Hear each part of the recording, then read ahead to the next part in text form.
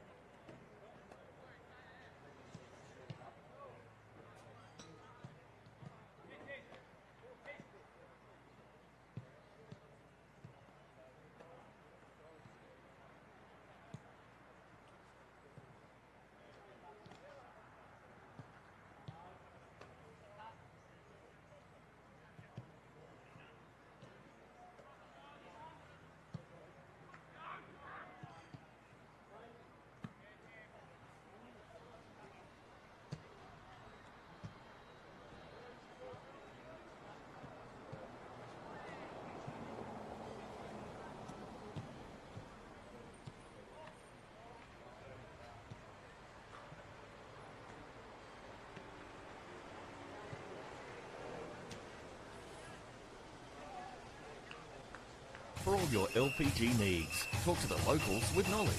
L-Gas, call 13 11 61, a sponsor of City Park Radio.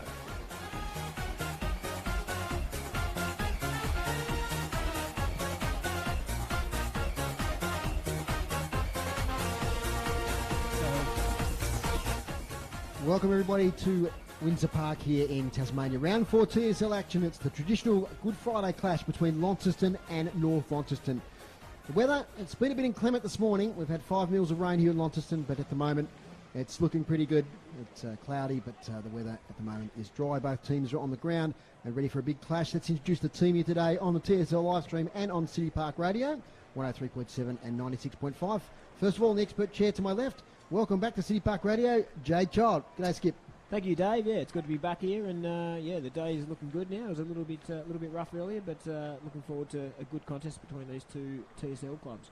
And on the stats pen today, that's the old faithful here. It's been on the team now for a long time. It's Dave Gruber. Good afternoon, Dave. Yeah, good afternoon, Dave. And the only show in town today, I think. So yeah, we are the only show in town. So welcome if you're watching the live stream or listening on the radio. Yep, no AFL till later on, so we should have this game out of the way before that starts. So watch some local footy here, and it's nothing better, Skippy, than Launceston versus North. Great traditional rivals.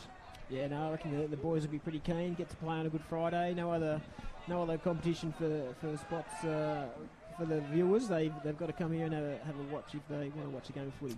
Absolutely, and you played with South Launceston in Premiership in 2013. You know a lot of those Launceston boys, especially that from the South Launceston Western Storm days, and they still on paper are such a powerful side, aren't they, Launceston? Yeah, they look very very strong on paper. But yeah, I'm still pretty excited to see some of these North Launceston younger guys have a game today, and they've still got a bit of talent at that top end as well. Don't worry about that. Absolutely, it should be a really good contest. And Brad Coxgood was a bit disappointed in the game against Clarence last week. He thought that they didn't give it their best shot. And was looking for an improvement today. He's made a few changes. We'll get to those in a moment. But we might get down to Tony, who's been down at the toss, and get the ground conditions and the result of that toss. Tony, good afternoon. Good afternoon, Jade and Dave. Look, it's beautiful down here. There's hardly a breeze. It's just getting up a little bit. But the ground conditions are magnificent. It's really very firm underfoot. I don't think they'll have too much trouble with that. A couple of little mud patches, one in the centre of the ground, but they'll be throwing the ball up all day. One at the top end of the northern goals. Should be a good game. Alex Lee has won the toss for the second week in a row and is kicking to the south, to the town end of the ground. I really don't think that's any huge great advantage today. As you probably saw, there was just a little bit of a photo opportunity there. The Phil Edwards Trophy is being fought for today by the two teams, North and Launceston. So the two captains and the umpires all lined up along with a couple of the other people there with the trophy. So check the paper out tomorrow, you'll see it. Thanks, Tony. Yes, Phil Edwards Trophy. Phil Edwards, a great journalist with the Examiner newspaper, had a really big passion for Northern Tasmanian sport and Tassie sport in general. Okay, so we're talking at the midfield. Of course, the line midfield is very strong and they can rotate a lot of players through there, Jade. But Ruckus Senity may go to North Launceston. There's no Tina McCormack today. Joe Gronewagen's not back in the team yet, so they're going to have to makeshift ruckman in the middle there. That's right, yeah. Alex Lee would probably be licking his lips just a little bit, probably against a couple of boys that might be slightly undersized. But yeah, like you said, Launceston's midfield group, it goes pretty deep. There's probably 8 guys that could probably start at that centre bounce. Absolutely, and we've got Dylan Riley returning to the side today, so he comes into the selected side. And there's been one change at North Launceston. Willman Shannon was named on Wednesday evening, but he's out of the team. And Kobe Evans, the number 31, he will come in for his second game of Senior Footy Cup of debutants today. Congratulations, Isaac Newitt and Josh Rickard for the Northern Bombers. They've blooded a lot of new players this year, so exciting for them. We're about to get underway. Thanks to our sponsor, L-Gas, for all your LPG needs statewide. Talk to the locals with knowledge. Phone 131 161. Thank you for your support. And Daily Potato Company sponsoring our streams this year. We're underway, quarter number 1, Launceston versus North Launceston at Windsor Park. Lee up against Smith. Lee wins straight down to Harper. Gets a kick away under pressure. Marked by Brown. He takes off. He's tackled from behind by Hay. Has to cough it up. Chance for North Launceston at half-back. Harper in there. Gillow picks it up beautifully. Handball now to Palfreyman. Over the top to Blackberry. Inside 50. 45 out. Swings on the left foot for goal is Jay Blackberry. slightly across the face and one behind. So fast start here at Windsor Park. Yeah, nice hot start for Launceston. They're in front, going for the ball. Fletcher Bennett clears the outside defensive 50, thumped away by Smith. Slippery part of the ground here. Nathan Pearce back in the team. Backwards to Dominic Hay, the boy from Launceston. Kicks up the wing. Wrestle in the contest there between Ives and House. Falls, taken there by Isaac Newitt on debut. Turnover though now to Seymour. Sweeping handball to Boyd. Boyd finds space here with Brown. Decides to kick inside 50, one-on-one. Thurlow can't quite take the mark. Up against Nankervis. What a battle that'll be. Out it comes to Fletcher Bennett. He's confronted, coughs it up. Zach Morris off the ground. We rush through for a behind. 2 behinds for Launceston. North Launceston yet to score.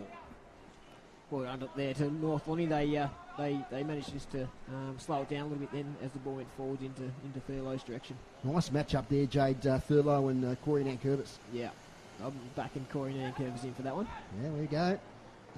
As it's a long kick out of defence from the Bombers over the head of Lee.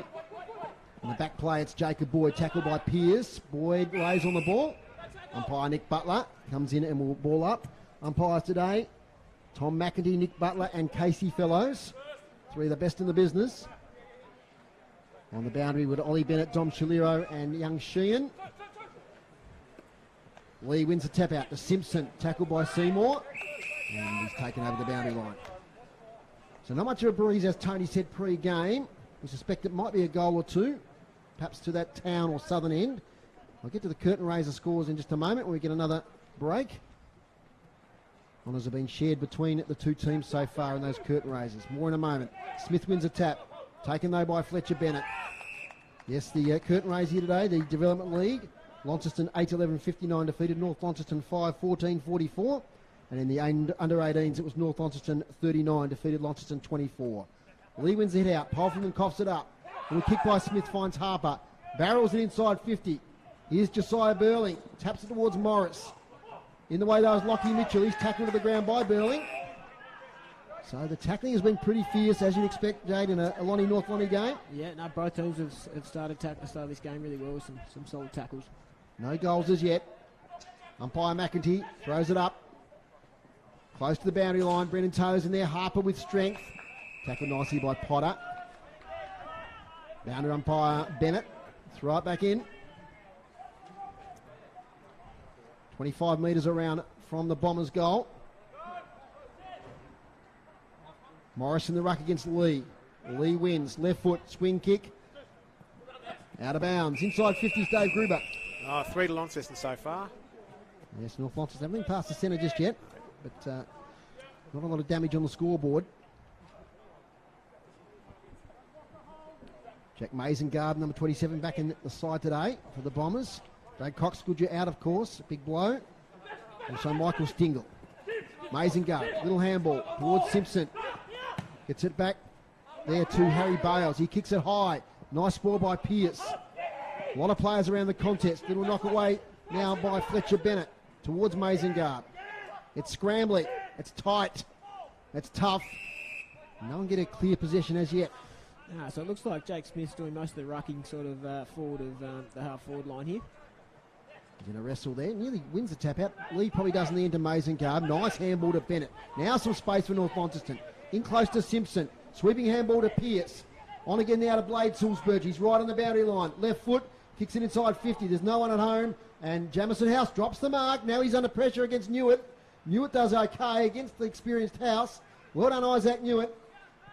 Kicked out by Tuthill. Only as far as Simpson. Oh, he spent it before he got it.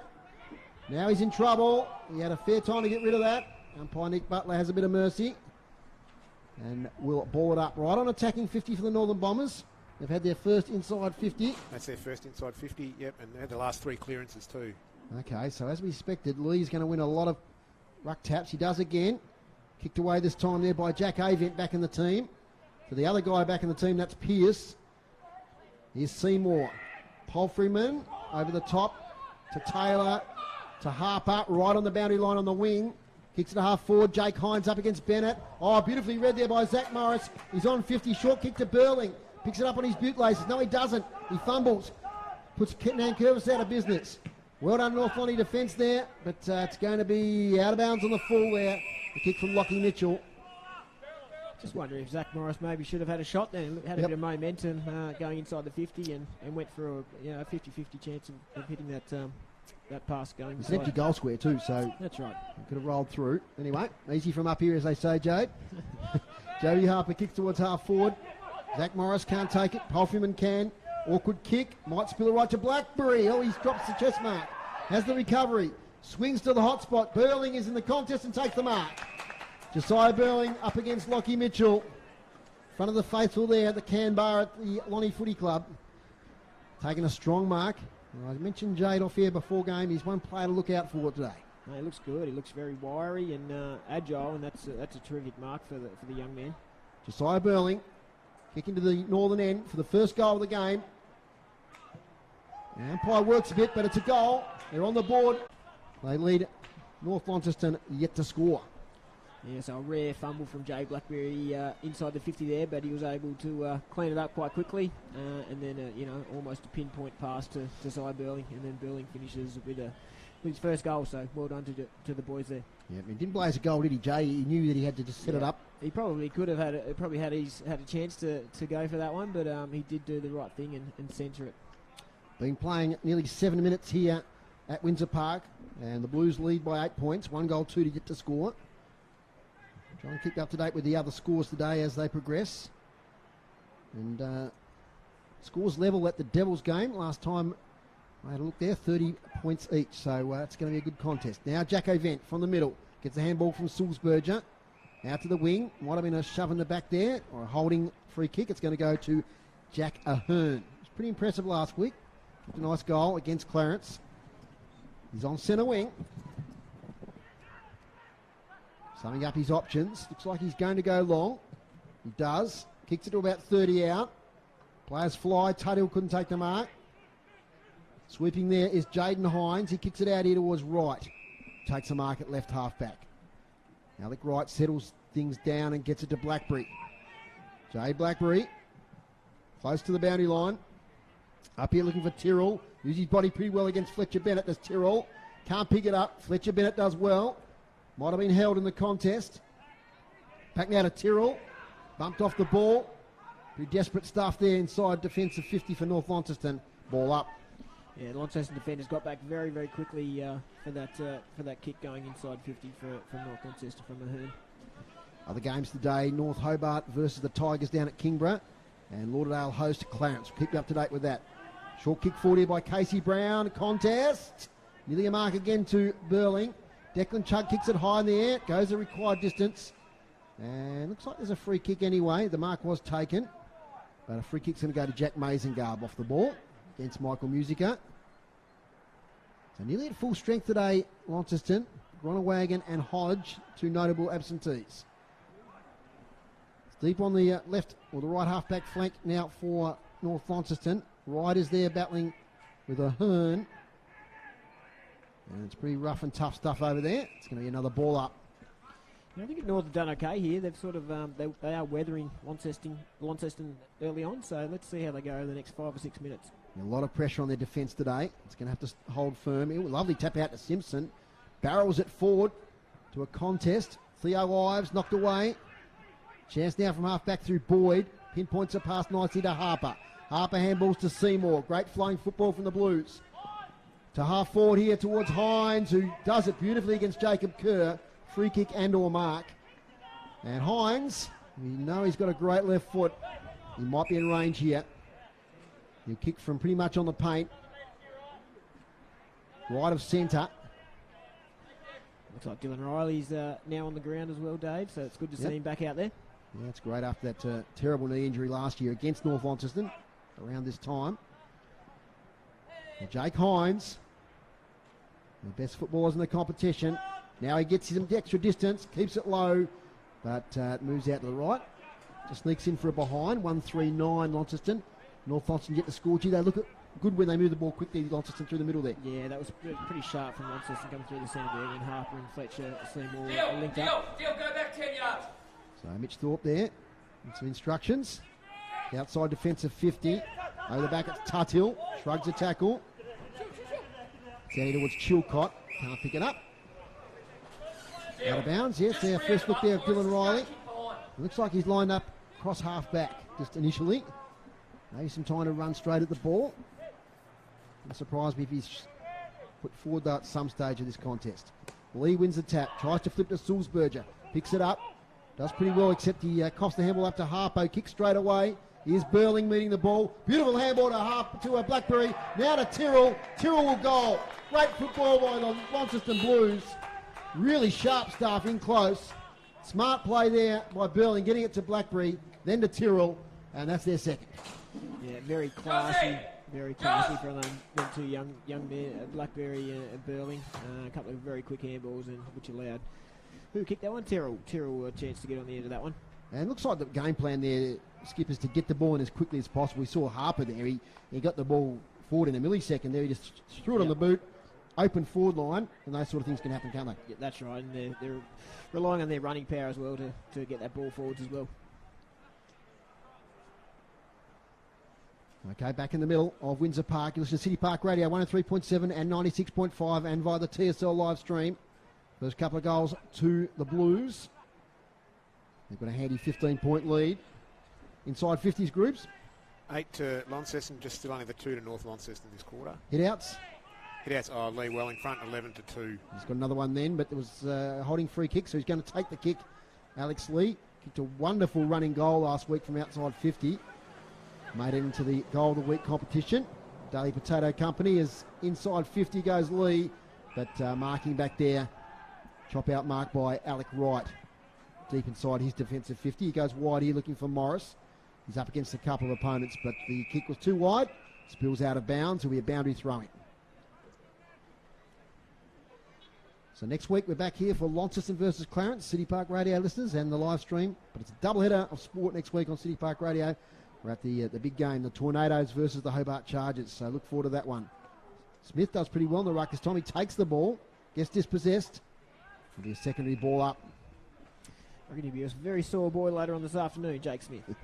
Yeah, it's a position he's done a little bit before. It's filling in, but he does a full game of ruck work against Alex Lee. He will know about it, as you said, Jade. Casey Brown, defensive handball to Riley. First possession, gets it to Boyd. Dangerous kick, but worked out. Now this is where they run it to Launceston. Now to Gillow. By handball to Seymour. Not a great handball. He had to wait for it. Now he's tackled from behind. Umpire says no prior. Good tackle there from Dominic Hay.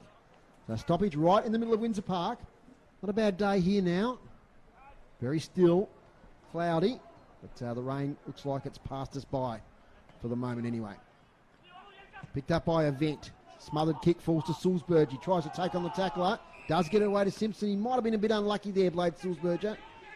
But he might have got it away. Thurlow, been quiet so far. Kicks it to half 40 to Hines. Front position. Can't take it. On the follow-up. Fumbles. Palfreyman gets a kick away under pressure. High. Taylor is there. Oh, that's a good mark in defence. There, that's Theo Ives, who's drifted up from the forward line. Gets it to Simpson. Switches it now to Nankervis. He'll get it on the bounce. Has to get around Musiker, he does. Corey Nankervis kicks up the wing. That's a beautiful kick. And I think that's Harper over there. Will Harper, the number 10. And the umpire says play on. Kicks it towards half forward. Nice mark taken there by Gillow. Handballs to Smith, who wasn't quite expecting it. Now to Palfreyman. Great hands again, the Blues. Casey Brown. Further handball to Blackberry, who's at half forward. 2 kicks out from goal.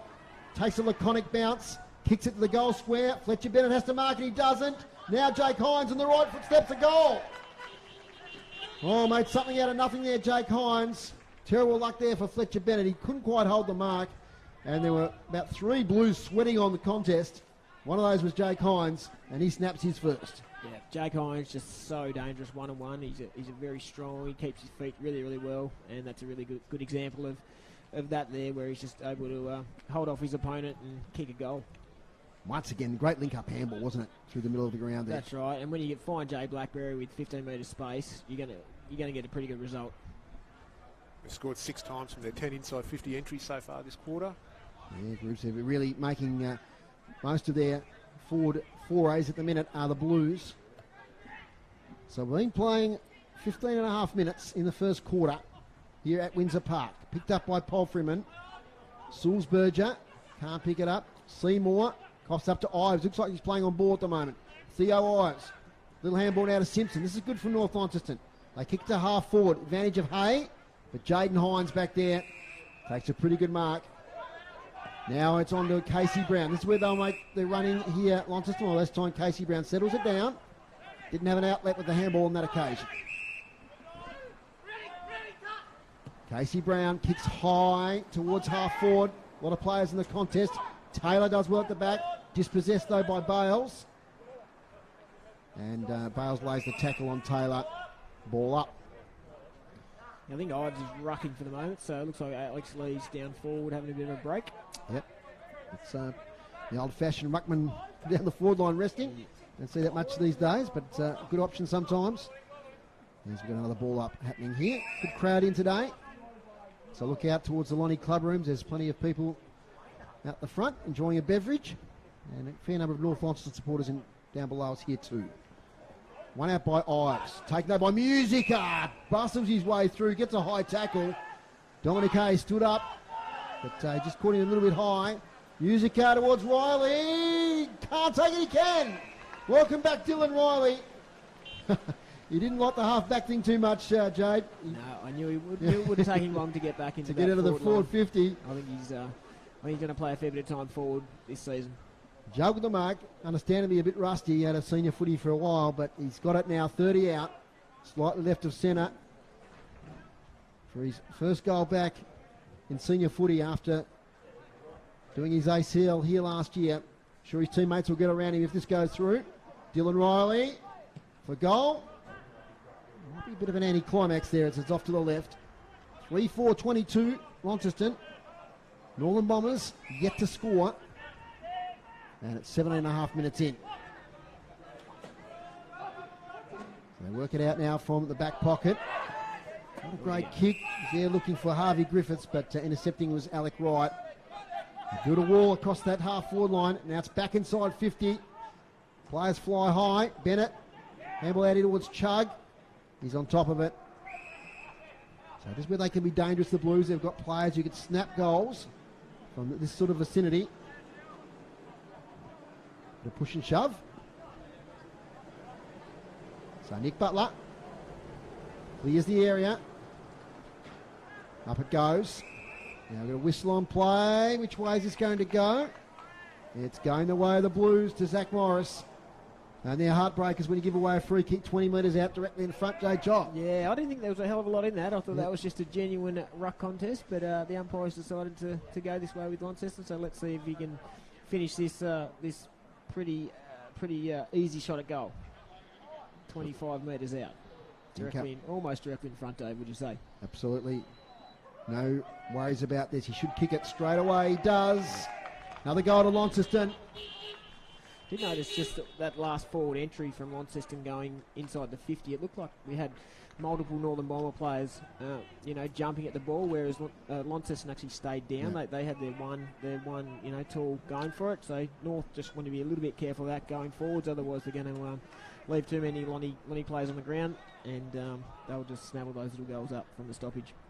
Yeah, there's about 8 in that pack, wasn't there? Yeah, and certainly more North Launceston players going up. 4-4-28. North Launceston yet to score. It's getting a bit ugly here. First quarter. Blues have dominated inside 50s, Dave Gruber. They've got 12-4. North Launceston getting the better of the clearances, but the defence of Lonnie just repelling everything that goes forward. So this clearance is won by Harper, but his handball's ineffective. Taken by Pearce, who's chicken-winged. Releases it somehow. Back now to Jake Smith. Alex Lee swings. In deep in the forward line. Here's their first big opportunity. Theo Ives on the spillage. Gets around. Left foot snap. Theo Ives. And it's going to fall into the pocket and out of bounds. Just had to be a little bit quicker getting rid of the ball there, Theo. Yep. Just a little bit too slow. That's the thing about senior footy is that the time on the ball is much less as you go up the grades. The boundary throw in. 10 metres around from the left behind post. Bombers desperately need a goal. Get them into this contest. In it comes, full short. Theo Ives handballs it straight to Woolley. Woolley gets it to Morris, who takes a strong mark up against Potter at halfback. Should mention Tommy Bennett's 100th game today for North Launceston. Congratulations. Great spoil there by Griffiths. He pumps it inside 50 blindly. Probably not a great option. He lowered the eyes, Jay. There might have been a few blokes there that he might have been able to pinpoint. Yeah, absolutely. But the positive is we're deep inside North Launceston's forward line now. If they get a stoppage, they'll get plenty of numbers around this one, and hopefully they can get a score on the board here. So as Jade said, yep, it's right beside the right behind post. It's Theo Ives, won the tap there. Tries to get it towards Pearce on the boundary line. Jack Tuddell, handball over the top to Boyd. Back now to Thurlow. Swings the kick to half back. And that's meeting the ball there, Zach Morris up the ground. Kick that last goal. Morris kicks long up the line, close to the boundary line. Contest, Brendan Taylor sharks it. Handball ineffective. In fact, it's a throw.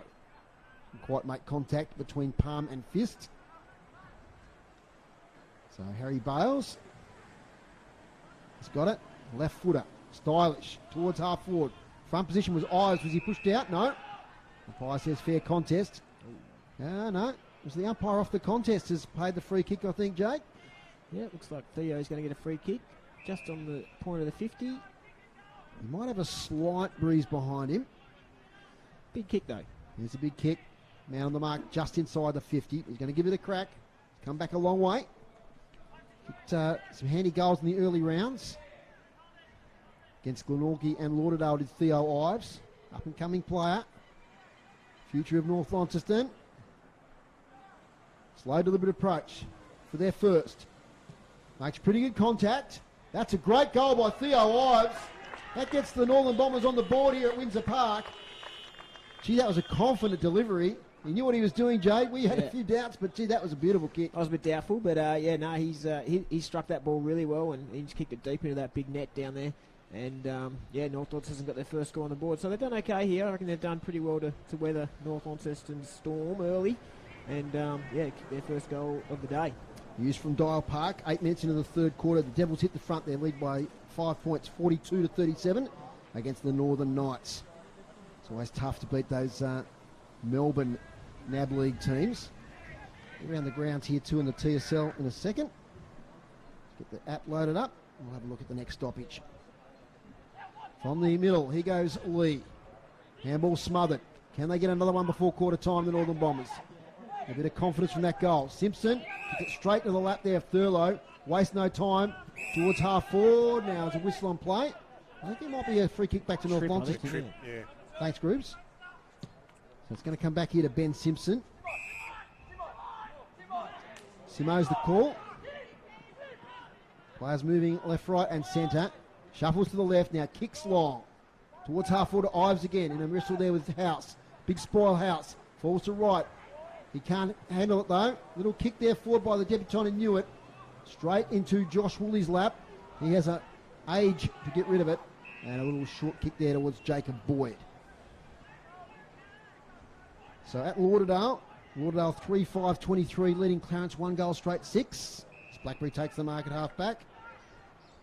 And not sure of the score yet at North Hobart. We'll try and get that one a bit later. As Blackberry goes short now to Jake Smith. Left half back. Thinks about the switch. Goes back to Blackberry. He's got a further switch. If he wants to go there, he's got a long switch now to Jamison House. Here they go, the Blues. Tuthill has got a bit of space there if he wants to go there, but he goes a handball to Jacob Boyd. It's a bit awkward. Back to House, one-on-one contest. House now shovels it towards Chilcott. Now it ends up here with Boyd. Tuthill by hand. Tuthill skillfully gets around on the wing. Look away kick now finds Jaden Hines. So eventually they worked it out, the Blues. After a chain of possessions, they can now launch another attack. Jaden Hines now has to play on. Nearly gets his kick smothered. Inside 50, front position Lee. That's almost a strong mark. Yep, the umpire's paid it, I think. Had it long enough.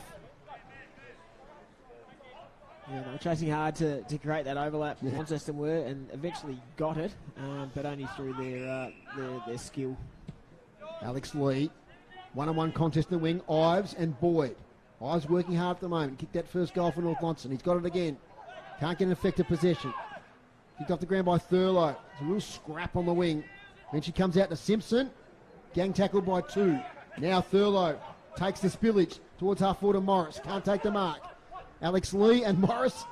Almost a jump ball situation there as it comes out now towards Taylor. Oh, beautifully taken by Burling. Handball over the top to Tyrrell. Long and out to Harper. Back to Tyrrell. Needs to find his left foot. Little right foot kick. He couldn't find the left, and the right foot kick was straight into the arms of Corey Nankervis in the goal square. Fantastic pressure from North there. They've saved the goal, definitely. They had a good last 5 minutes of the Bombers. Here towards Lee, who thumps it out here towards Tyrrell. Tyrrell, smart kick is it? Or Morris can't take the mark. Now it's with Gillow. Finds his left. Snap from Bailey. Gillow is a goal. Great snap there from Gillow. And good finish. Good finish from about 45 out. Tough kick, kept it low, but judged it beautifully. And as I said, after that, good 5 minutes there from North Lonnie. Launceston get a goal. They're fifth, 5-4-34. Launceston Launceston and North Launceston 1 goal straight 6. Yeah, Lonnie definitely looked pretty sharp, but North Launceston's pressure's definitely there. So let's just see how this pans out. But yeah, certainly Launceston looking pretty classy early on. Okay, so it's an answering goal there from the Blues after North Launceston got their first through Theo Ives. Margin back out to 28 points. In time on now in the first quarter. Been some good footy played, some fine goals. See what'll happen this last minute or two. Simpson, another clearance for North Launceston. Long into the forward line. No one can take the mark.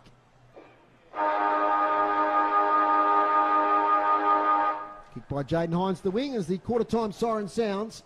And North Launceston are trailing at the quarter-time by 28 points. Launceston 5-4-34, lead the Blues 1 goal straight 6. So, Groobs, we'll get you to finish off the stats then we'll get the goal kickers in a moment. But what do you think of the first quarter, Jake? Yeah, Launceston certainly looked like the classier side. Both sides are giving massive effort. I thought North Launceston's defensive pressure wasn't too bad. They certainly stopped a pretty easy chance at a goal from Launceston in that last 3 or 4 minutes. But certainly Launceston are taking every opportunity. They're very highly skilled in that forward part of the ground, definitely. Yeah, when they move the ball quickly in those chains of handballs, they're hard to stop, aren't they? They just move it forward in waves. Yeah, no side can keep up with that. Yeah, Launceston quite a lot younger, I would have thought, their age demographic. But they're certainly giving effort, which is positive. That's what Cox Goodyear as the coach would be really happy with. Could not fault their effort. They were tackling hard. They're at class in certain areas of the game. But I thought they won, as groups will see in a minute with the clearances, they won a fair share of clearances. So they can capitalise on those. They might be able to fight their way back into this game. Groups might get the goal kicks from you, please. Okay, all singles for Launceston. So 1 to Jake Hines, Desai Burling, Ryan Tyrrell, Zach Morris and Bailey Gillow. And 1 goal for North Launceston to Theo Ives with that beautiful kick from 50 metres out. Okay, we'll take a short break here on City Park Radio. When we come back, we'll have groups of stats and more analysis of the first quarter here at Windsor Park, where Launceston lead by 28 points. Back in a moment. When it comes to your home or your local business, L-Gas is the smart choice. Make the switch and be rewarded with $80 in LPG account credits when you sign up. Whether it's cooking, hot water or heating, L-Gas has got you covered. For $80 in LPG account credits, visit the website lgas.com.au, download the L-Gas app or give us a call on 131 161. L-Gas. Local, safe and reliable. A sponsor of City Park Radio. What you hear on community radio is governed by the Community Broadcasting Codes of Practice. The Codes of Practice cover matters relating to program content that are of concern to the community, including local content, news, current affairs, Australian music content, programs for children, and the responsibilities associated with broadcasting to the community. They also cover aspects such as community access and participation in the operation of this service. Copies of the codes are available from the Community Broadcasting Association website, www.cbaa.org.au. Remember the Four Butchers by John Doherty? Well, John has written a new book called The Justice Squad and Jock Mulholland, and it's a continuation of the Four Butchers. Jock Mulholland leaves the police force and becomes a private detective. Read about his adventures in John's latest book, The Justice Squad and Jock Mulholland. On sale now at Petrarch's Bookshop in the Avenue, Launceston. John Doherty is a sponsor of City Park Radio. This sports broadcast is brought to you by Elgas. For all your LPG needs, talk to the locals with knowledge. Elgas, call 13 11 61, a sponsor of City Park Radio. Welcome back to Windsor Park. You're with City Park Radio 103.7 and 96.5. I'm Dave Moore. I'm here with Jade Child, Dave Gruber and Tony Webb. Who'll give us a report in a little while. But let's look at some stats. First of all, Grubs, the team stats. Hitouts, North Launceston well in front there, 16-5. Clearances, pretty close over the quarter that time. North Launceston in front there with 10 and 8 for Launceston. Inside 50s, though, Launceston have 14 to North Launceston's 9.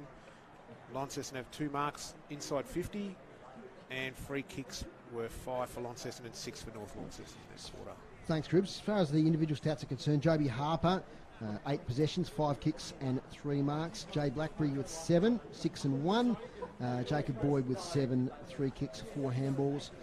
With 6 possessions, Jack Tuthill, Casey Brown, Brady Polfman. So looking through that list there, Jade, a lot of players are sharing the load there, but Joby on top there with the 8 possessions. Yeah, certainly the better players are getting the ball, and it's for Launceston's perspective to have Jay Blackberry having 6 kicks in the first quarter.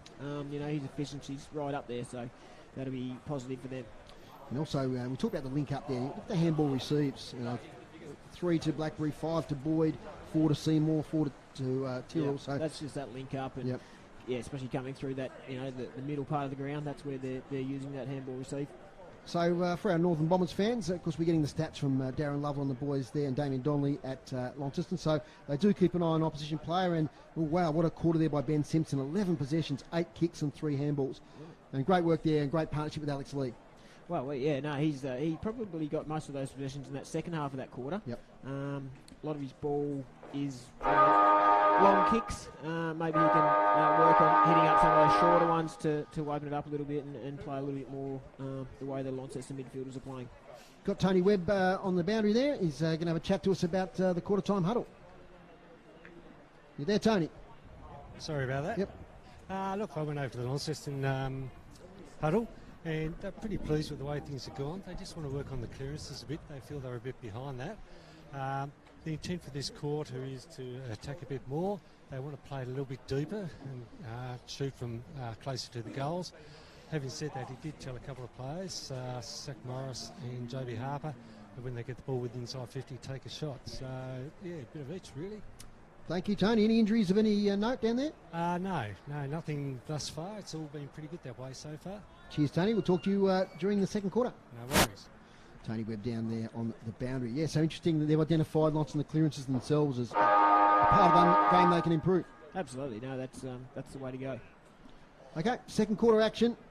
Today's broadcast brought to you by Elgas for your LPG needs statewide. Talk to the locals with knowledge. Phone 131 161. Thank you for your support, Elgas. Very important as we 4 weeks now into a big season of sport here on City Park Radio. Umpire Nick Butler raises the ball aloft. We're underway, quarter number 2. Local derby on Good Friday here at Windsor Park. Great tap out Lee. Gets it to Pierce. He's tackled though by Harper. Does get a handball of sorts, does he? No, he doesn't. Jade, what do you think about that one? Yeah, I thought he just got a little handball away, young Nathan Pierce. Yeah, I thought he might have been okay there. But anyway, Harper takes a free kick. Sweeping kick is a beauty. That's his 9th possession. Harper gets it over towards Smith. Handball now to Polfreeman. They move it inside 50 very quickly, and Jake Hines has taken the mark. 40 out, 45-degree angle. There's that one-on-one. Jake Hines one-on-one. He wins it most times, doesn't he? Yeah, gets that front position. Vice-like grip. So, unfortunate there for the Northern Bombers. They were going forward, but Pierce caught by Harper. And what about that kick from Harper that found Smith on the wing? That was just brilliant stuff. Moved it quickly, and look where they are now. 2 possessions later, they're inside the 50, having a shot at goal. Jake Hines for his second goal of the afternoon. Umpire looks at it, and it's gone through. It's a goal. Yep, it's gone straight through. So, second goal now for Jake Hines. The 6 for North Launceston. They're 6-4-40. North Launceston 1 goal straight 6. Yeah, very classy player, Jake Hines. Looks like he's playing a fair bit of this game up forward. So let's keep an eye on him. He could be in for a big bag. And you played a fair bit with Joby back in the day. Like he's still the height of his powers, and he'd be late 20s now. But he's played with Bernie, he's played with Werribee, but he's still playing some really good footy. Yeah, no, he's one of the elite players in this competition, that's for sure. Right, so goal in the first minute to Launceston. Not what the Bombers really needed. Lee wins another tap out. Trying to find his teammate there who's buried. Pick him up when he gets up. That was Jackie Avent. So Avent back in the team today for the Northern Bombers. He's a crucial player. Hard nut in a contest there with Seymour. Ball, says the crowd. Tackle there on Gillow. Might have been a bit high. So not getting the rub of the green at the moment are the Northern Bombers. So Bailey Gillow kicked a nice goal towards the end of that first quarter. Former Tassie Devil. Brother Andrew plays out at Longford as he kicks up towards the wing. Smith plays on straight away to Seymour. Gets around his opponent. Had a great game last week, Fletcher Seymour. Long to half forward, and Thurlow comes out. Takes the mark, 50 out. Swings around straight away. Keeps it low to the goal square to Hines. Clears the contest though. Harry Bales did well there. Sails through for a behind. Yeah, I think that entry going in from Thurlow was maybe a little bit deep. I reckon he should have spotted someone up. Slowed it up. Yep. Yeah, brought it back another 10 metres and Hines would have had front position then. Harry Bales played a bit up forward last year, but playing in defence this year with the Northern Bombers. Here we go. Here they go. Newitt gets it back here to Sulzberger. Little kick, tries to spot up Pearce. Stack of Blues though in the way. Josh Woolley kicks it deep inside 50. Music arises. Takes it. Well tackled there by Declan Chugg. How's the umpire see that one? Too high there by Declan Chugg. He's disappointed. He might have said something because now he's coming back to the line. So a bit indiscipline there from young Chugg. Just minimal movement from North Launceston when they were coming up the wing there.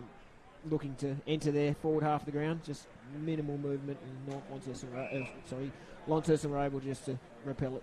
As Musica puts through another one for Launceston. That's their 7th.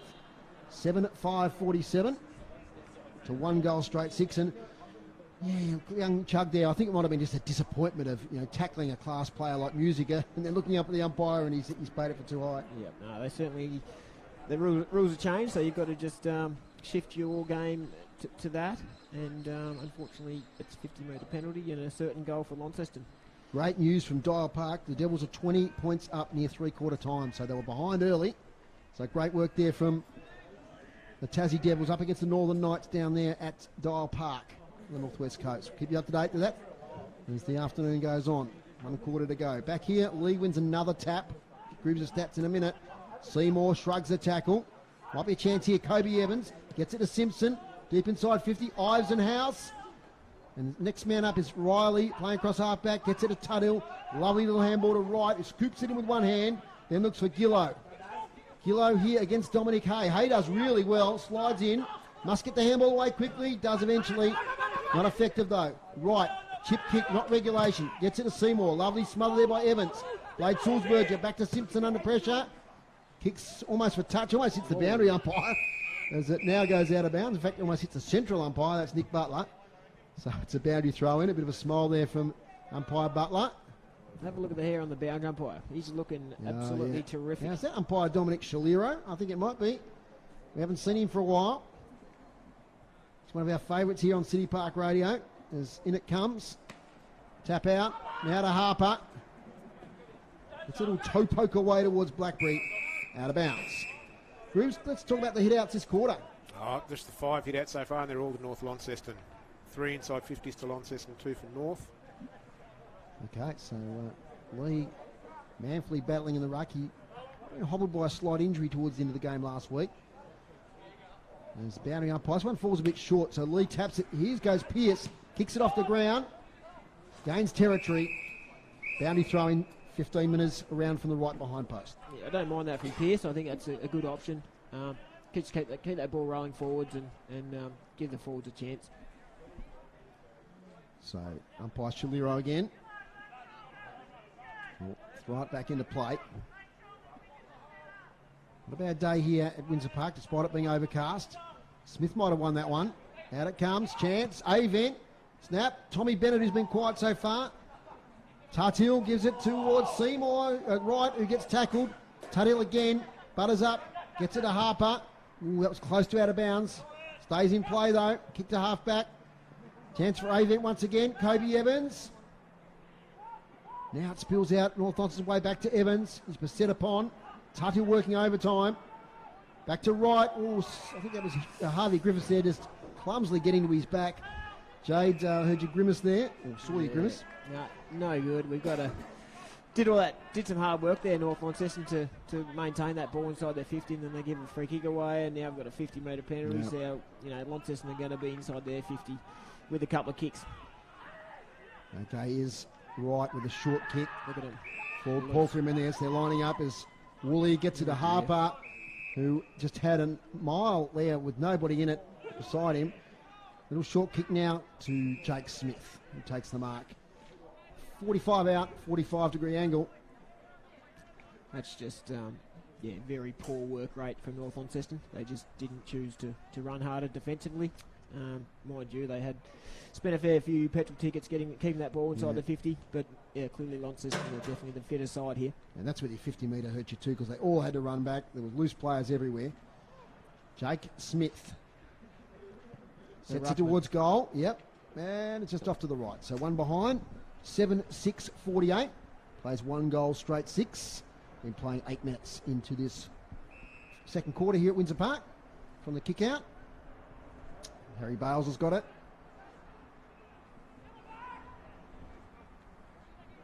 Taking his time. He wants to switch, but eventually has to go long up the line.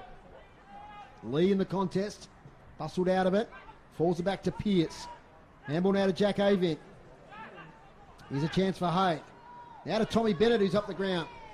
Kicks it half forward. Nobody there, though, except Jamison House. Drops the straight forward mark. Attacked now by Theo Ives, who lays the tackle, does well.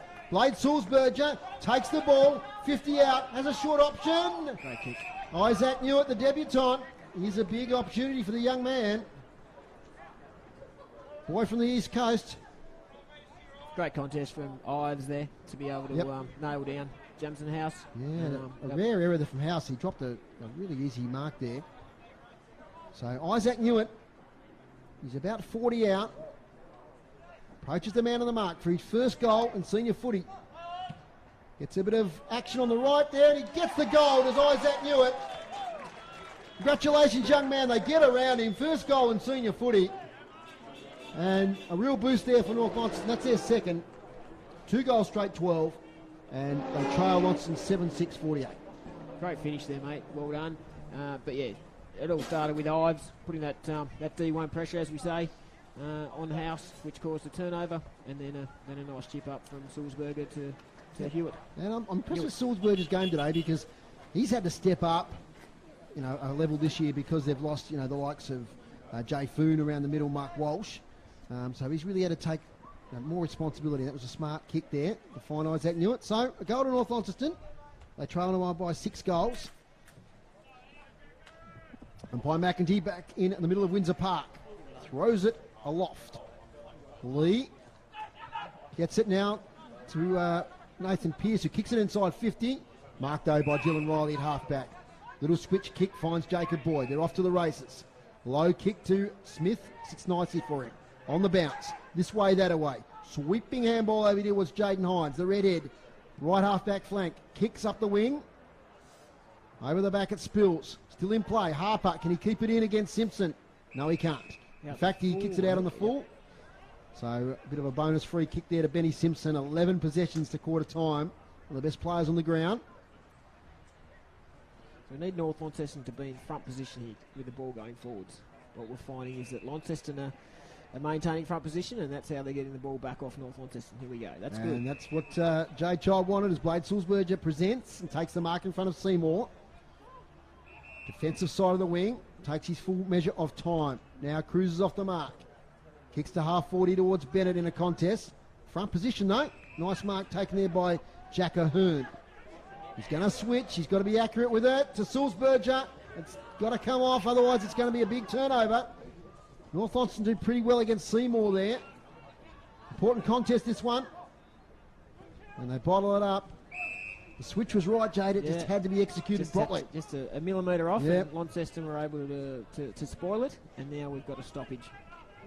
They did do a good job, though. They stopped Launceston from escaping from half-back, because that's where they're dangerous. Lee, big thump, only as far as Casey Brown. Sideways kick in the air.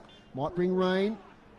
Player tackle to the ground there for the North Lonnie. Might have been a Hearn. Ball up. Inside 50s this quarter groups. Oh, North in front now, 6 this quarter to Launceston's 4. Okay. Still dominating the hit-outs. And they get another one. But they've sharked it this time through Boyd. He's tackled. There's Thurlow kicking it in the air. Hard contest. Harvey Griffiths. Hard as a cat's head. He goes in. It's cleared away though by Woolley. Little handball over the top by Burling is intercepted and it spills out of bounds. So the North Launceston having these good 5-minute patches here, Jade, and they've got to really capitalise on the scoreboard when they've got that ascendancy. That's right. They're just sort of breaking down across that half-forward line. It's just that 1 or 2 possessions where they're failing, and but they are holding Launceston for the moment, definitely. I don't think you can't do that, unfortunately, unless he's going to recall. Took one off the ball there, Jade. You'll have to describe that for our the listeners. ruckman didn't touch the ball. I think it was a midfielder from North. No, it looks like he's going to recall the ball in. Okay. So the rule is the ruckman have to do the tapping, not the midfielders. Okay, here we go. Little kick towards the wing. Jay Blackberry kicks it off the ground. Oh, that's a beautiful little kick there from Jay Blackberry. Finds Brown in space. Kicks low towards half forward. Tyrrell used to be a backman. He plays a bit of forward these days. Oh, now that might be taking the legs, I reckon, by Nankervis. Yep. So taking the legs free kick, Jade. Yep. It's been in the game now for about 4 or 5 years. Yeah, you can't do that, Corey. But certainly, what do they call it? V-line the ball, so he was going for the footy. But yeah, even that little toe poke from Jay Blackberry, people think, oh, it's a bit of a fluke, but that was completely deliberate from him. And yeah, he got it going their way and into his teammates' possession. Tyrrell, tough shot. Ryan Tyrrell, not a bad job, but just to the near side. 7-7-49. Now Launceston, they lead North Launceston 2 goals straight 12. So kick out from fullback. Long clearing one outside defensive 50. Plenty of Blues players there. No one can take the mark. Ives does well. Kicks it at centre of the ground, but straight to Josh Woolley. They set up a wall there across the centre line. Lovely kick, finds Brown. Casey Brown has lots of options. Goes for Taylor. Clean bowls him. Out comes Harper, the bull. On the right foot. Snaps for goal. Harper to the goal square. And they did pretty well there. Corey Nankervis thought he was held. Appealing for the free kick, but it's off hands through for behind. 7-8-50. Took 2 goals straight 12. Great defending there from Nankervis. He got his fist on it and won it behind. So under pressure here at the Northern Bombers. 15 minutes into the quarter. We're joined by Lenny Towns, the Launceston D-League coach, at half-time for a bit of a chat. So straight to that same spot again by the Bombers. That left half-back flank. The kick from full-back. And they've found a stoppage here. And that's what they like at the moment because they are winning the ruck hit-outs. And the likes of Pearce and Simpson and Event are getting a fair share of the footy. Here's Jack Event, but he's beaten the ball by Taylor. Palfreyman gets it inside 50 to Tyrrell. Have his second shot on goal in a couple of minutes. Same thing, front position. Launceston maintaining front position as that ball's coming forwards, and it was an uncontested mark in the end. He's gone for a player in the pocket. We've got a bit of separation. Musica. So his opponent sagged off him there, and Musica, using a bit of experience, has sat himself in that pocket and probably got a slightly easier shot despite the angle. 20 out against the boundary. So are our TSL players running around these days, Dave? Well, not often. Sorry?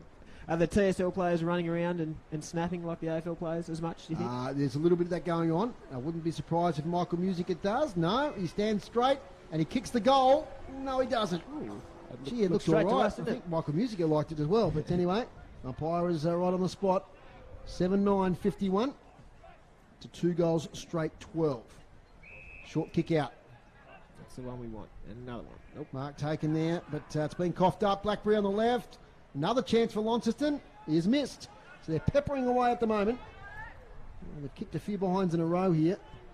7-10-52. 2 goals straight 12. This is North Launceston, clear it out quickly. Out here towards Will Harper. Front position Burling. Harper's got it against the boundary line. Tackled from behind. And he's holding the ball. Was a push in the back. Play on to advantage. Jackie Avent's got it. Over to his teammate in Pearce. Takes a bounce. Should go a second, and he does. 2 bounces. Thinks about a third, but then kicks inside 50. 1 against 2. Tough contest here. Onto it now for North Launceston. Snap for goal. Is offline, 1 behind.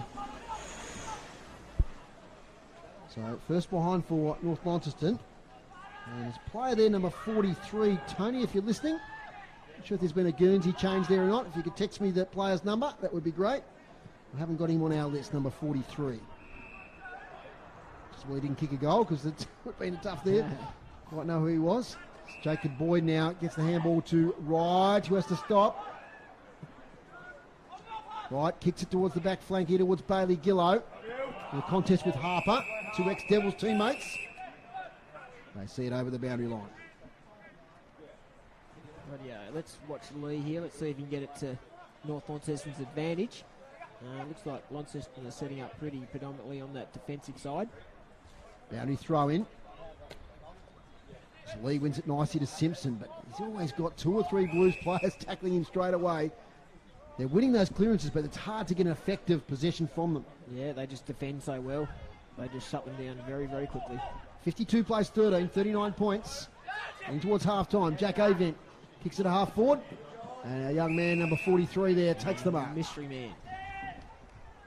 Might have been a jumper change, so we'll check that out. I think it might be a Hearn. We'll check that out in a moment as he kicks to the hot spot. Off hands. Bouncing ball. Little handball there from Mazengard. Put his teammate under a lot of pressure. So the ball up.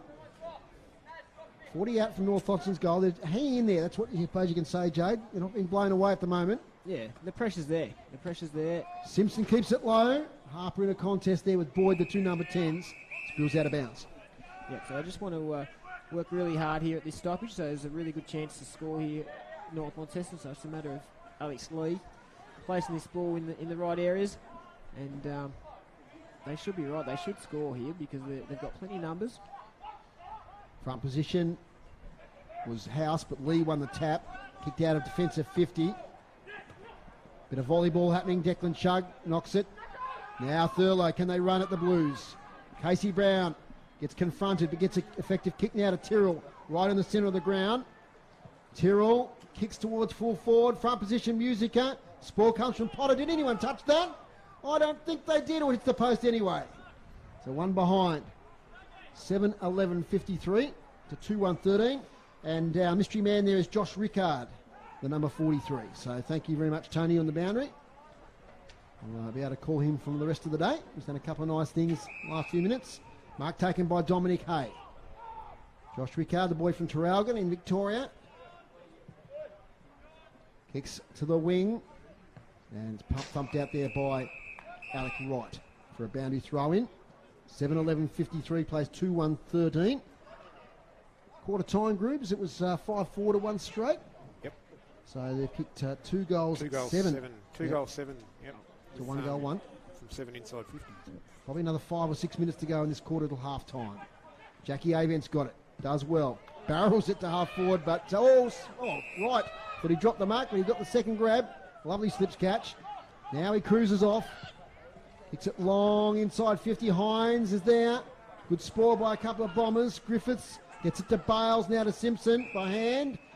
And is it going to be advantage or is it going to come back? He's going to be down ground. Oh, gee, Ben Simpson hobbling a little bit there. It's the last thing they need, the Bombers. But he's going to have a free kick. And he's just stretching out there. You wouldn't think he'd be cramped this early in the game, so I hope it's all is okay there with Ben Simpson, the skipper for North Launceston. Spots up teammate in Harper against Thurlow. Harper does okay against experienced Thurlow, but sharking it now is Hines, who kicks it straight out of bounds in the full. A couple of four-wheel drives there in the car park. A rare skill error, just come off the side of the boat. Back pocket now, Bombers. Trapped in their defence at the moment. I think Cox could be reasonably happy with this quarter. They've just contained the Blues. Hopefully they can make a bit of a run of it in the third quarter. There's still a bit to play out here before half-time as Hines takes a strong mark. A lot of players have flooded inside attacking 50. So he might go the long option. He does. Kicks it to the hot spot. Oh, big fly there from Musica, but standing his ground was Harper, who takes an easy mark. Yeah. About 15 out, slightly left of centre. Unfortunately, no one from North Launceston went for the ball then. No one watched the ball, and Harper took an uncontested mark 10 metres out from goal. Should convert here, Joby Harper. He's kicked one today. He's now kicked two. Is that correct, Gribbs? No, that's his first. That's his first. There you go. So first goal for Joby Harper. The 8th for Launceston. 8-11-59. Plays 2-1-13. So after a bit of an arm wrestle, Jade, smart option there from Jake Hines, kicking it to where he had the big high-flying targets, and Joby Harper made no mistake. And that's the area to be kicking it, not too deep. But he's kicked it in a spot where something's going to happen one way or another, and Joby Harper was able to get on the end of that one and kick truly. Game lead. It's a game high lead now, 46 points to the Blues. You're listening to City Park Radio, 103.7 and 96.5, and via the TSL live stream. So Devils kicking away at Dial Park, 32 up, 8 minutes in the last. Thank you to Matthew McGee for that score. And it's going to be a secondary ball up, slightly attacking side of the centre circles for the Bombers. 3-1 in this second quarter. Knock out there by Alex Lee. Tries to find Griffiths. Yep, he got a sling tackle there, so free kick. In fact, it's number 29 there. That's right. That's Harvey Griffiths. Long flying locks. Kicks it inside 50. Marked by Harper against Tudhill. And it's a good long hit kick, Will Harper. Kicked a lovely goal last week. And he does square it off here to Bales. It's also a good long kick. He goes short to Simpson on the bounce. So the set shot for goal is over. Back to Lee, launches it into the goal square. Marcus wanted, Harper nearly again. Pearce takes it, tackles straight away. So chance here for North Launceston to the top of their goal square. Alex Lee loaded up there like a big NFL punter. Yeah, he did, didn't he? I thought it was going to go through. Yeah, I said he kicked a long one last week. McEntee, now we've got a free kick. It's going the way of the Blues. Hearts in mouths there. It was right to the top of the goal square. But it goes to Josh Woolley. Low kick. Does it well out of Riley. Off to the races, Dylan Riley. 45 kicks a beauty to Ryan Tyrrell. Loose men all over the place inside 450. Taylor, can he get it over the top? He gets tackled. Gets free. Kicks towards goal. Nankervis. Goalkeeper back there. Keeps it in. Has support from Fletcher Bennett. Back to Nankervis, back to Bennett. No. And it's, what's that a call? It's called a throw, is it? Interesting decision, but it's a free kick to the Blues, to Josiah Burling. It can't have been deliberately through for a point because he was under pressure, I would have thought. Anyway. I reckon... you reckon it is deliberate? He's called... it must have been a throw. Burling snaps his second. So a goal there to Launceston. They took it almost coast to coast there from their half-back line. I reckon Joby Harper might give Brendan Taylor a little bit of feedback there. I reckon he had 10 metres on his opponent there after Brendan won the ball. He could have just flicked a little handball over to Joby. But yeah, knowing Joby, he'll let him know about it. The feature of that passage of play for EJ was that outlet kick from half-back there, spotting up. Yeah, Riley coming out of defence. Yeah, Riley, sorry, it was. Highly skilled. And then, Launceston beat their opponents on the way back. So that's where their running ability is definitely shining. Lead now to 52 points. A couple of goals late in this quarter have the Blues. Up it goes. Lee taps it out. Thurlow's in there. Might have got a high tackle. Sulzberger did well. Handball backwards to Griffiths. Kick towards Harper. Can't quite take the mark. He got his hands to it. Taken by Riley, who's tackled from behind. Gee, he was lucky there. As Sulzberger's got it. Gets it to Kobe Evans. Now to Simpson. He can't quite pick it up. Tries to get the handball to Hay, but once again that Blues defence. A little kick by Tudhill. Riley sweats on it. Gets confronted by a couple of Bombers. Dominic Hay tackled. Right in front of us here. Probably hear the hits on our effects, Mike. Tom McEntee Throw it up in the air here at Windsor Park. Lee, tap out straight though to Seymour. He's tackled by Mazingarb. There'll be another ball up.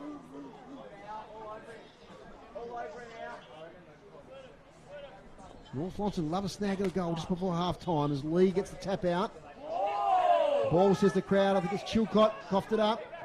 Bailey Gillow, handball over the top, speculative one to Jake Smith. Ahern, gee, tried to break a few tackles, he did get it away eventually. Musica barrels his way through. Over towards Palfreyman, now to Blackberry in space.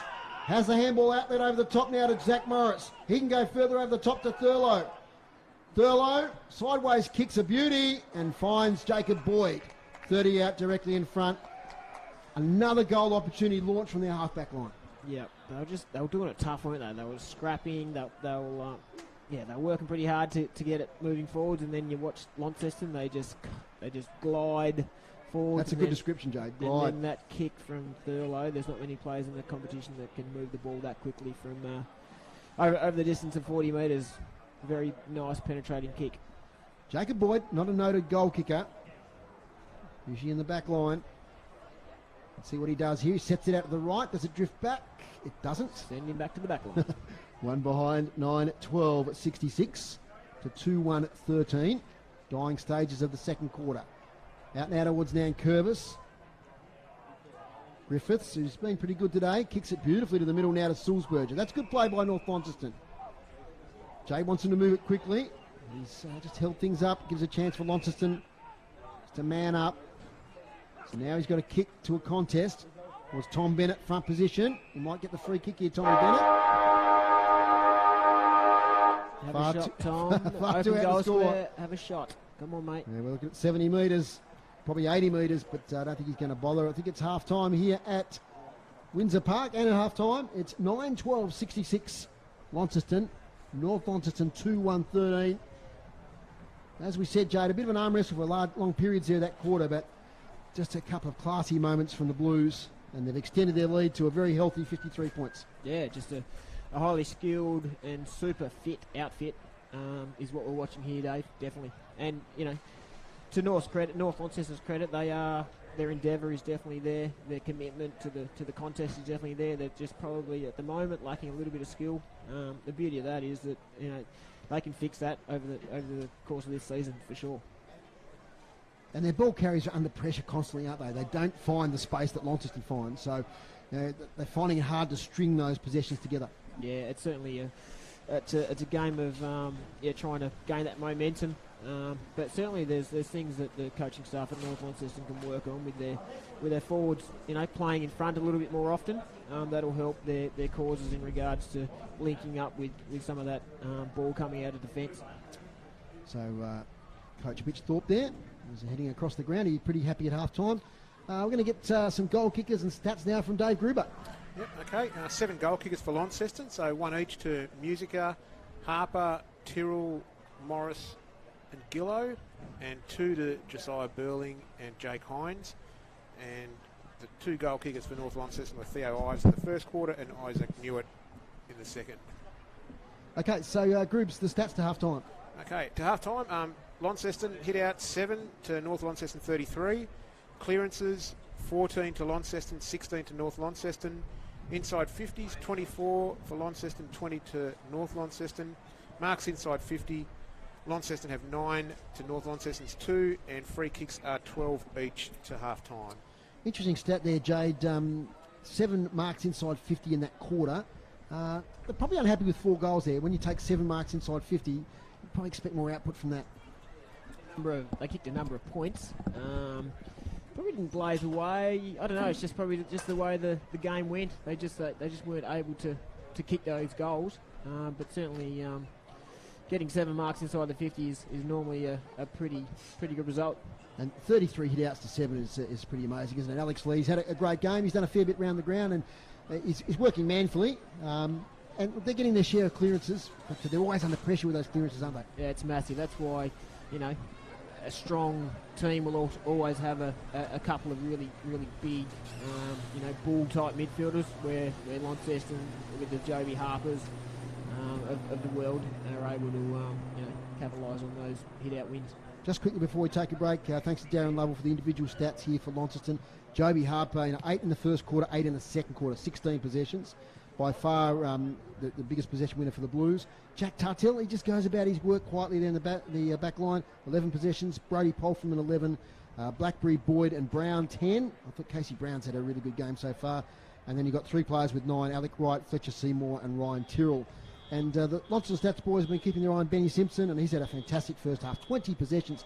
A couple of weeks ago against Lauderdale, he had 40 for the game. So he's on target for that again. He's working really hard and leading from the front. Yeah, no, he's having a real good crack, and just hopefully he can get a little bit more of his ball forward of centre, and that'll benefit the team a lot.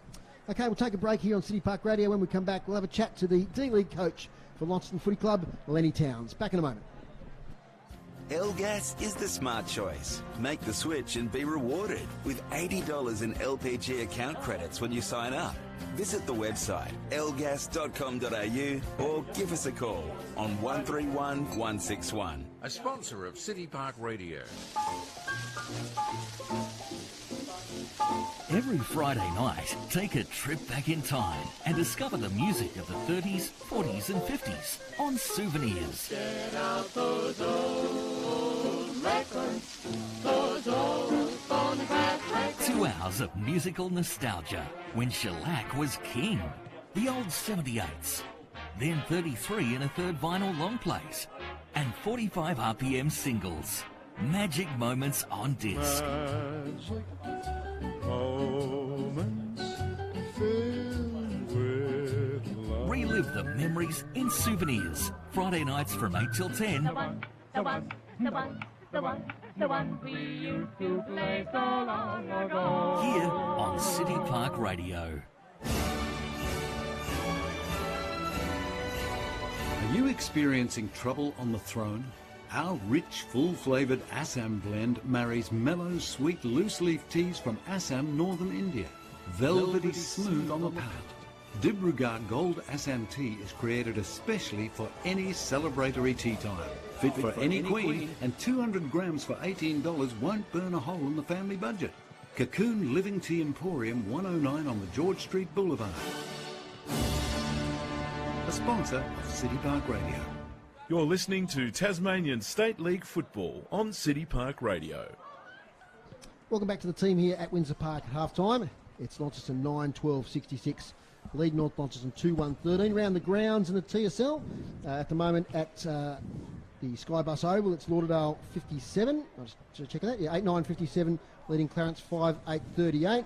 And a late start at Twin Ovals. And at the moment, the Tigers 2-4-16. Lead North Hobart 2-1-13. Also, I've been keeping an eye on the Devils game down there at Dial Park. And let's have a look. Matthew McGee, last score he gave me, the Devils were 32 points up 8 minutes into the last quarter. So huge effort. We'll get a final score there pretty soon. Earlier today in the under-18s, it was North Launceston 5-9-39, defeating Launceston 2-12-24. And in a really entertaining contest in the D-League, it was Launceston 8-11-59, defeated North Launceston 5-14-44. And we've got the D-League coach from Lenny Towns with us. G'day, Lenny. Thanks very much, Dave. Really good. Enjoying being back down here, mate. How have you seen the senior game so far? What have you seen? Look, there's no doubt about it. North have transitioned a lot of players out over the past 6 months and lost a fair bit of experience, but I think just the expectations that they've had the last few years with their D-League and their under-18s is holding them in pretty good stead. No doubt the Lonnie's a little bit more experienced and bigger-bodied, but I'm sure that guys are in for a pretty entertaining last half of footy. I suppose obviously you're involved with Lonnie Footy Club, but if you're with North Lonnie Footy Club, what do the younger players today that are out there playing against the Seymours and the Harpers, etc., what do they experience, do they get out of a game like this? Yeah, well, it's funny, Dave, because you go back 6 or 7 years, and I think you can flip these two clubs right around. When I sort of was starting to get back involved with the juniors down at Launceston through my boy, I came down a fair bit watching the seniors, and I watched the young Boyds and the young Tuddiels, the young Wrights, Ryan Tyrrells, and the North Lonnies were the more experienced, the bigger body boys, and, you know, we don't want to use the word bashed up, but they were really physical around the ground, and they really took them to the cleaners a few times. But it's all about that learning curve and gaining that consistency throughout your game. So I think we can nearly flip that on its head now, and that's what the young North Launceston boys are probably learning from a game like this. Now, obviously, back in the TSL and coaching the D-League, how do you work with Mitch, and what does he ask from you with his D-League, with your D-League team? Do you match up patterns of play, strategies, those sorts of things? Does he ask you to play players in certain positions? How does it all work? Mate, as a footy club, and I didn't have any sort of relationship with Mitch before I was interested in the job at the end of last year, and we're really transparent as a football club. We want the expectations and the game plan, the structures, we want that in place from a really young age. We've got a few under 16 boys who are playing under 18s, and the expectations on them are exactly the same as what they are on a Harp or a Seymour. Players like that. So what you're telling me, Lenny, is it flows through from much deeper than D-League. It's right up the chain. Mate, no doubt. And we think that holds us in good stead. We've seen this year already. Obviously, we've had a bit of COVID around the club, as every club has, mate. But through that creates opportunities, and we've seen young Aidan O'Connor step straight out of cricket pretty much into D-League and played senior footy. Young Sam Cowley on a wing. Played a pretty good practice match against Penguin with a 16, 17-year-old kid, and puts himself on a wing. Two, pretty real good, consistent games, but learning from those older players, it's just the clear expectation that this is how we do it, and we expect that whether you're a 200-game TSL player or whether you're a 2-game TSL player, mate. And looking at the D-League this year, obviously the competition looks a bit closer than maybe in previous years. I mean, Glenorchy, who are struggling a little bit at the moment, but even against them, they challenged you for a while, and it was a great game today against North Launceston, so there seems to be a much more even competition this year. Yeah, for certain. Like I come in pretty green, mate, as far as opposition goes. As a sort of a D-League side, we respect our opposition, but we sort of really want to be able to control what we can control with those young kids, and we're very, very young compared to a lot of other sides. And talking to pretty good friends, Nick Roney, Jason French, who are involved with the North Lonnie D-League side, and I'm looking out there today at the North Lonnie side, and there's a few under 16s that I know I've watched in NTJFA the last few years, so they've got that growth continued through. So I think those two sides, Lonnie and North, are probably the two youngest. Few bigger bodies down Hobart. We had a really good contest out at Twin Ovals last week against Kingborough. North Hobart here, they were really good, and as you said, Glenorchy, I think they had a few more mature bodies, and that's up to our kids to just weather that sort of storm and go from there. Yeah, okay, Lenny, what's the commitment level for a lot of your D-League players? Quite obviously, you've got a pretty young group. What's the expectation of the boys to train and that type of thing? Yep, no, that's a good question, Jay, because the commitment levels, coaching at lower levels, which I previously have done, it's sort of the commitment is you got a bloke working or something, and he's a bit tired and he doesn't want to come to train on Tuesday, so he tells the coach, he makes up some excuse, mate. Whereas these kids, they're just really about improving. So our D-League boys, we'll name a senior squad straight pretty much tomorrow night, and they'll train with the seniors. They'll do recovery runs Monday night, Tuesday night, main training night, and then Thursday. The D-League boys and the under-18s, because we are so young this year, Kurt and I have a really good working relationship, so we do a lot of work together. So pretty well, the D-League, they're expected to do their own recovery tomorrow, and then Tuesday and Thursday, but that doesn't discount them from Monday night from working with the senior squad also. But yeah, it's a pretty big commitment, mate, but they're already committed. They've got that underpinning sort of factor that they want to improve and want to get better. How does it work with the Devils, mate? Like you've got, obviously the Devils are playing today. You've got both you and North Launceston, or around the state actually, you've got TSL players involved with the Devils. How do you make sure that those boys aren't becoming jaded and burned out and that sort of thing? Look, they're really good, working pretty closely. We're pretty lucky. Mitch has a pretty good working relationship with Jeremy, I think, and Nathan Warren, who is the north part of the Devils Academy, pretty good with our club. Those boys predominantly don't train with us a lot. We're pretty lucky at Windsor Park because they do most of their training over here at the Launceston Christian School. So they don't do a lot with us, but they're actually at the club anyway because they finish their training. They come over, they'll get themselves involved. The Ari Shoemakers, Cooper Warrens, Josh Gillows, Isaac Hyatt, I think Colby McKirches of the world, and they're still definitely a part of our footy club, and when they're available, they're definitely at our footy club working hard to improve. Now, mate, I'm going to change tack completely here because I seem to remember you playing with Launceston back in the first version of the State League when Launceston were the Raiders. Have I got that correct? Yeah, that's right, mate. Tell me about those days. You had the different jumper. Yeah, definitely a different Have you jumper, still got mate. No, I haven't got it at home. I think I did give it to some museum or some football academy or something when I went over to Canberra, playing footy over there. But yeah, I was 16, 17 years old at Lonnie. My old coach Michael Stevens, he went out coaching North Lonnie under 19. So a legend here at definitely yeah. Former premiership player Michael. And so I followed him out the road because he was pretty confident I could have a crack at statewide level. So yeah, within a couple of under 19s games, I was finding myself playing with the Cremascothans and the Chugs and the Gibsons of the world. And Rhys Jones was my coach, and I really enjoyed that. But the following year, Lonnie come back into the TFL, and a fair few of us boys all sort of come back home, as you would say, I suppose. So, but definitely I was a Raiders for a few years, and then went away and come back to Lonnie again. And then when I got a bit old and slow, mate, I went up to St Pat's and had a few years coaching up there. Because the Raiders come about because I think the Devonport Blues at that stage, weren't they, were in the competition, so there was a bit of a clash there. Yeah, there was a clash with the Jumpers, mate. So the idea was to go to the Raiders. There's no doubt we had some struggling times, but you look at it now and the strength of the footy in the north, and some people say it's because the Northwest Coast don't have a team. I think there's really positive talks underway about the future of that, but I just think the Lonnie in the north of the past probably decade, I suppose you'd say, that they're really leading the way in player development, the welfare program that I think both clubs, I can obviously talk about my club, Launceston, about that, but the way that they look after the boys and the processes in place to improve everybody from the young kid in the under-18s through to the most senior player is just a fantastic part of our footy club. I'll try to bring you here because the flow through from that, I mean, you look at the NTFA teams, there's a lot of players that have played TSL footy in the last 10 years or so.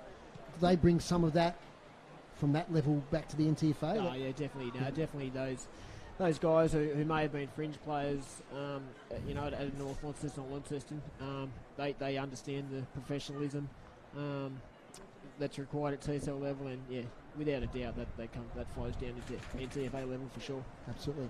Well, the Lonnie players are back on the ground. We've got the umpires coming out in a moment.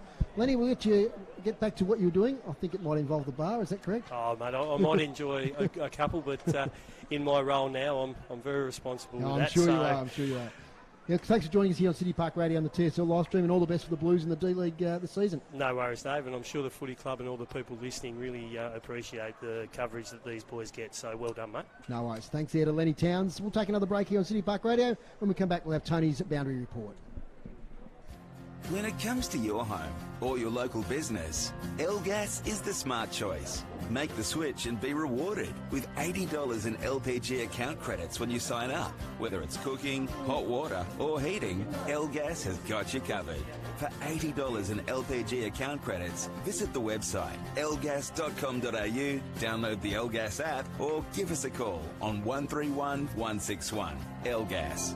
Local, safe and reliable. A sponsor of City Park Radio. From foxtrots to waltzes, Latin American to disco, The Dance Show will have your feet tapping. The Dance Show features great dance music from all eras.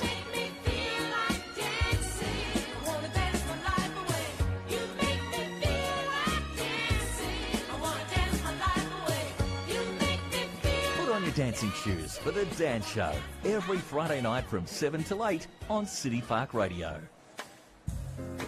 Hey, it's Kaz from the Jazz Spectrum program. Saturday, April 30th is World International Jazz Day, and the Launceston Jazz Club is celebrating the day with a host of special concerts at the Boathouse. And City Park Radio would love to take you there. Keep listening over the next 2 weeks before the event for your chance to win a double pass to one of 3 concerts. It'll be a fun day with great music. If you can't wait to get a ticket, check out the Launceston Jazz Club's Facebook page, celebrating International Jazz Day, the Launceston Jazz Club and City Park Radio. This sports broadcast is brought to you by Elgas. For all your LPG needs, talk to the locals with knowledge. Elgas, call 13 11 61, a sponsor of City Park Radio. Welcome back to Windsor Park, half-time. It's Launceston. Thanks, Siren. Launceston 9-12-66, leading North Launceston 2-1-13. We might get round the grounds because the players are about to take up their positions. Not round the grounds, we'll get down to the ground. Tony Webb, what do you got for us, Tone? Right, well, Launceston fairly calm in the rooms there. Mitch did take them out the back and I wasn't able to hear what he said in there. But when they did their pre-coming out types thing, he just really wanted to emphasise the fact they need to go a little bit more direct, try and get it down to the big fellas and see if they can take a few marks down there. He's really pleased with the competing of Jake Smith in particular against Alex Lee. Thinks he's making it a bit hard for him. Whilst Alex is winning the majority of the hit-outs, they're not really, he's not really having it all his own way. He just wants the boys to be a bit more competitive around the ball, a little bit more direct, and tackle hard. Okay, so there we go. Any injury worries down there, Tony? Pretty clear? None still? on this side. I don't know if you know this, but Joe Gruner actually played last week against Canberra. He was only going to play sort of limited game time, but ended up having to play the entire last quarter because Tegan McCormick went off injured. Okay. And that's why he's not playing this week, because he's still a bit tired from that, a bit sore from that. Hopefully he'll be back in a week or two. And Michael Stingle reckons he's only out for about 4 weeks. Okay, so good news there for both those players. So we'll get back to you at three-quarter time, Tony. No worries. That's Tony Webb down there in the boundary. Quickly around the grounds at Twin Ovals, it's Tigers 32, leading North Hobart 19. At Lauderdale, it's Lauderdale 57, leading Clarence 38. And the real great news of the day is the Tassie Devils. They were down early and they eventually won by 41 points. 15-10-100, defeated the Knights 8-11-59 with Will Splan kicking 4 goals in a dominant display. Also Lockie Cowan, Tom McCallum and Heath Ollington were better players. So we're back underway here. Start of the third quarter. City Park Radio bringing all the action here at Windsor Park. Big lead at the moment for Launceston. Can the Bombers come back? Here they go through Dominic Hay. Don't argue against Smith. Gets a kick away. Only as far as that man who takes the intercept mark once again back there, and Alec Wright. Gets it to Casey Brown. Big first quarter. 10 possessions. Gets it now towards Polfman. Waits on the handball. Gets it to Jaden Hines. Kicks towards half forward. Thurlow. Nice knock away though by Corey Nankervis.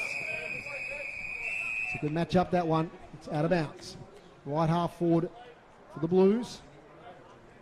So still overcast here. No sign of sun at all today, but no rain since about midday here. Up it goes. Polfreeman gets it to Smith. And Smith might have got a free kick. Going to come back to Jake Smith for a high tackle. So he's a couple of kicks out from goal, right half forward. Kicks long. Leading out there is Burling, but also Harper. Doesn't make either of them. Going back now, well picked up by Chilcott. Gets the handball away towards Hines. Still there is Burling. Back to Hines, little kick. And mark taken there by Potter. Was that 15, Jade Child? 12. 12. Groobs? Even 12's generous, I reckon. Okay. Groobs thinks 10. As now Potter takes off. Andy Potter can cough it straight up. Tuthill takes the mark over front of the Brew Coffee Hut. Kicks inside 50. A lot of Bombers here. Will they spoil each other? No, they don't. Mark taken there. Mazengard kicks wide to Hay. Hay invited to play on. He's now under pressure. Not a bad kick out of the centre of the ground. Harper there. It's Will Harper, but he can't take it against Wright, who takes another mark. Kick's not a great one. Hoffman under pressure. Gets it to Smith. Smith now on the boundary line. Burling from behind. Throws the thump away in the end. Morris at the spillage. Don't argue. Gets her some space. Little chip kicks a beauty to Thurlow in the goal square. He kicks another one for Launceston. All too easy in the end. There's the boys there aren't happy with a few comments from the crowd. But anyway, it's a goal to Jackson Thurlow. And they did it well in the end, Jay. Yeah, just too strong. What do we got? Morris, was it? Yeah, Morris too strong there. Just pushed his opponent off and kept the ball in, which was Backed quite himself, didn't he? impressive. And then Thurlow's found himself free in the goal square, which is not ideal from North Launceston defenders. They need to keep an eye on him. You like that from a young player. He could have slammed on the boot there, but he just had a bit of space and backed poise. himself. Yeah. Poise, that's the word. 10-12-72.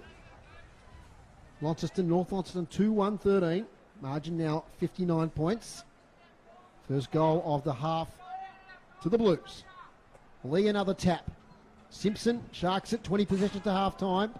But as so often, he's under pressure straight away. Tackled by Joby Harper. He gets up slowly, so does Simpson. Clash of body there. Simpson hobbling slightly. Throw up. Lee. Only his father was Thurlow. Thurlow kicks it wide. Harper goes after it. Mopping up those Jaden Hines. Handball to Jake Smith. Over the top to Blackberry. Blackberry in space. Now kicks to the pocket. Waits it nicely for Burling. That's elite kicking there from Jay Blackberry. Centimetre perfect, to coin a phrase from a commentator of days gone by. But what a beautifully weighted pass there from Jay Blackberry. Yeah, just fantastic. Special comments there from Mitch Thorpe, emerging from the box. Josiah Burling, right on the boundary line. Nice view on the stream here. Kicks it across the face. Might stay in play. It does. Harry Bales is there. Plays a bit of tunnel ball. Is it over the boundary line? Might be a ball up. 10-12-72, Launceston. North Launceston 2-1-13. Blues up against Clarence here. 5-2. Our coverage starts next Saturday. Then we've got the Tornadoes at 6:15 versus the Chargers at the Elfin Sports Centre. So a busy day for me next Saturday, Jay. You've got a bit on, Dave. I have indeed. We love it here at City Park Radio. Thanks to our sponsor, Elgas. For your LPG needs statewide, talk to the locals with knowledge. Phone 131 or 161. Boundary throwing. Oh, now how does the umpire see that? It's against Lee, going to Zach Morris. No, it looks like Seymour's getting it. Is it? Okay. Hold around the stoppage, I'd say. Thanks, Jade. Yeah, because I thought it was an okay work there by Alex Lee, but yeah, it was off the ball. So Seymour, a bit of a gift goal coming up for the Blues here. He shouldn't miss. Then, Dave, or what? 20 metres out. I think he'll kick it. And he does. Straight through the middle into the netting. Second goal for the quarter for the Blues. 11-12-78. 2-1-13. And just got to keep an eye on this body language from the North Launceston guys. They look like they're just dropping their shoulders a little bit. A bit of push and shove happening. Yeah, I'm sure that the coaching staff would just be telling them to keep their heads down and keep giving effort that they gave in that first half. And the coaching staff wouldn't be happy with that one because when you're up against it, giving away those sort of goals, not what you want. Tom McEntee, umpire, the best in the business, has the ball. The centre of the arena here at Windsor Park, in Riverside. Throws it up. Lee gets it to Avent. Once again, no space for the North Launceston ballers. Inside 50s, early days, third quarter, Dave Gruber. Just the 4 and all to Launceston so far, Dave. Secondary ball up. Lee just thumps it forward. Sulzberger meets it. Gets a handball away to Pierce. Can he get away from Seymour? He can. Little kick's a good one. No, the mark not taken. But he might have been held without it. He was. Just wait till the player gets up off the deck. Might be young Rickard, the number 43, on debut. Playing in front there, North Launceston. Yep. Out of that stoppage. So Pierce had somewhere to go. Pierce elected to handball it. Probably could have potentially put it on the boot. It was within range probably. Josh Rickard, debutant, boy from Traralgon, sets it out right. Don't think it'll come back far enough. Nearly does. One behind, 2-2-14 North Launceston. And the Blues are 11-12-78. Quick exit from fullback finds Casey Brown, one of the best players on the ground in the first half.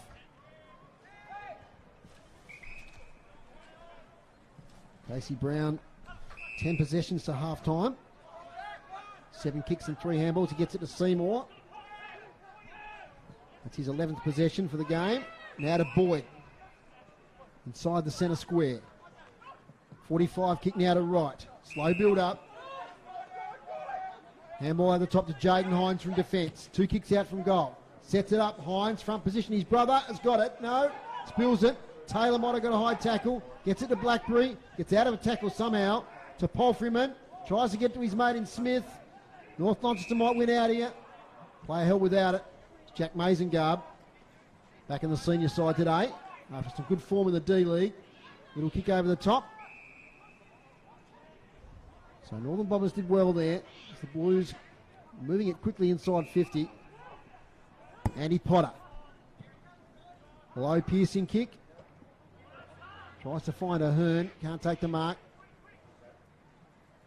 A lot of players around the contest. Ball up. It's repeating that score. The Devils have won by 41 points against the Northern Knights at Dial Park. Will Splan kicking 4. Get to the other TSL scores in a sec. Harper uses strength. Gets it to Seymour. Little handball now to Palfreyman on the left. Sets it up. Hines 1 against 2. Nankervis too strong in front. And Corey Nankervis takes it. The Tigers lead by 13 points at the Twin Ovals against North Hobart, who had that big win last week over Glenorchy. Nankervis kicks close to the boundary line. Thumped away from the contest by Lee, still in play. Palfreyman tackled over the line. Not much happening up there for Nankervis option-wise. He just had to go down the line, and that's just playing into Launceston's hands with their skilled players. 20 points the lead to Lauderdale. 8-11, 59 to 5-9, 39 over Clarence. 2 goals each to Richmond and Christensen. Lee almost takes it out. Griffiths in there working hard for the Bombers. So pretty scrappy little few minutes here, Jade. Definitely scrappy. Yeah, it's definitely scrappy for the last few minutes for sure. Josiah Burling works hard. Might have taken the legs of an opponent there. That was Avent, but we've got another stoppage. Certainly the boys are starting to tire, that's for sure. I can sort of see the yellow jumpers out there getting a little bit tired. So that's a factor in the last quarter. We'll wait and see. Palfreyman tries to get through a couple of tackles. Now the ball spills. Chance for some open play. Taken here by Declan Chugg. Weaves his way through. Handballs at a player under enormous pressure. Might have better to throw it on the boot there, Declan Chugg. It's a little handball. Sold his teammate, Blade Sulzberg, under a whole lot of pressure. Former St Pat's teammate. Jacob Kerr lays a tackle. Another ball up. Had quite a few stoppages in that area of the ground in the last couple of minutes. So Lee and Smith wrestle each other. Fletcher Bennett might have got a push in the back. Comes out now to Casey Brown. Jacob Kerr, good little handball. Now they break clear. Off the ground. Here's some space. Alec Wright though mops up. Slams it on the boot inside 50. Fletcher Bennett drops a mark he should have taken. Hasn't time to get the handball away to Rickard. Back to Fletcher Bennett, back to Rickard. Gets corralled. What's he going to do? Gets himself some space. In the end, he goes up the line. But Alec Wright, another possession. He's knocking up, getting them, Jade. Yeah, they just find them, well, they create the best position for themselves. Inside 50, Hines juggle. Nankervis taken in the tackle. Ball up.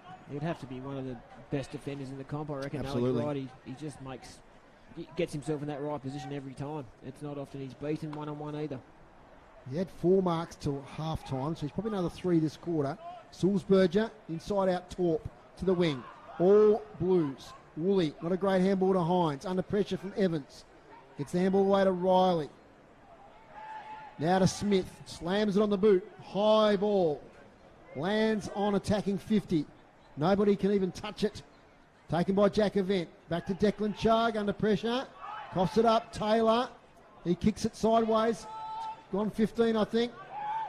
Mark not taken though. Tyrrell to Gillow. Look away now to Hines. His kick smothered. Chance now for Mazengarb. Streaming off half back. Pierce front position. Woolley, acrobatic. Nearly takes a good mark. Wins the contest.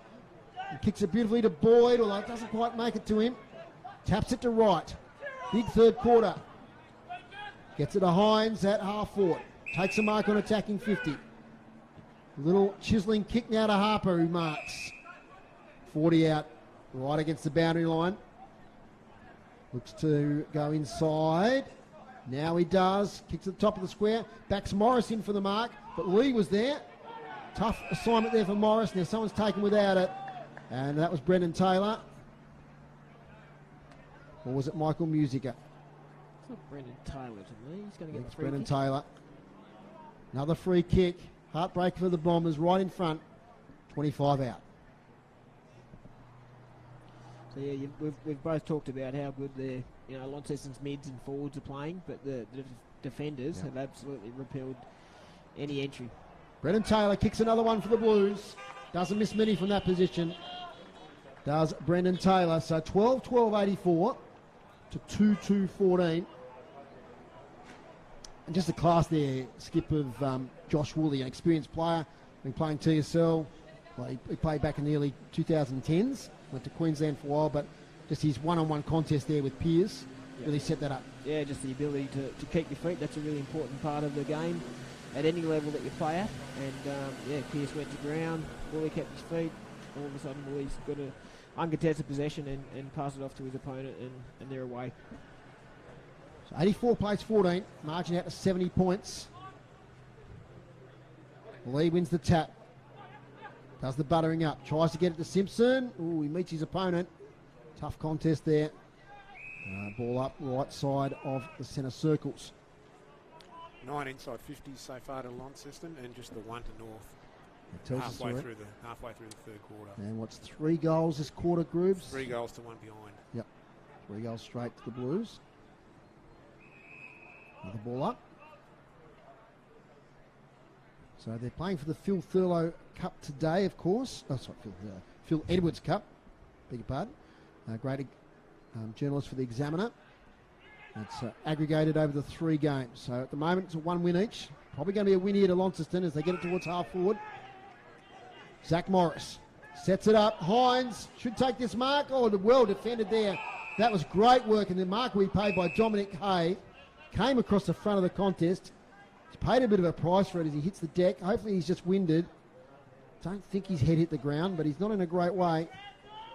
But real bravery from the young man, and that's what the North Launceston coaching staff would love to see. No, that was a really good catch, courageous, and hopefully he gets back up and he's okay to take his kick.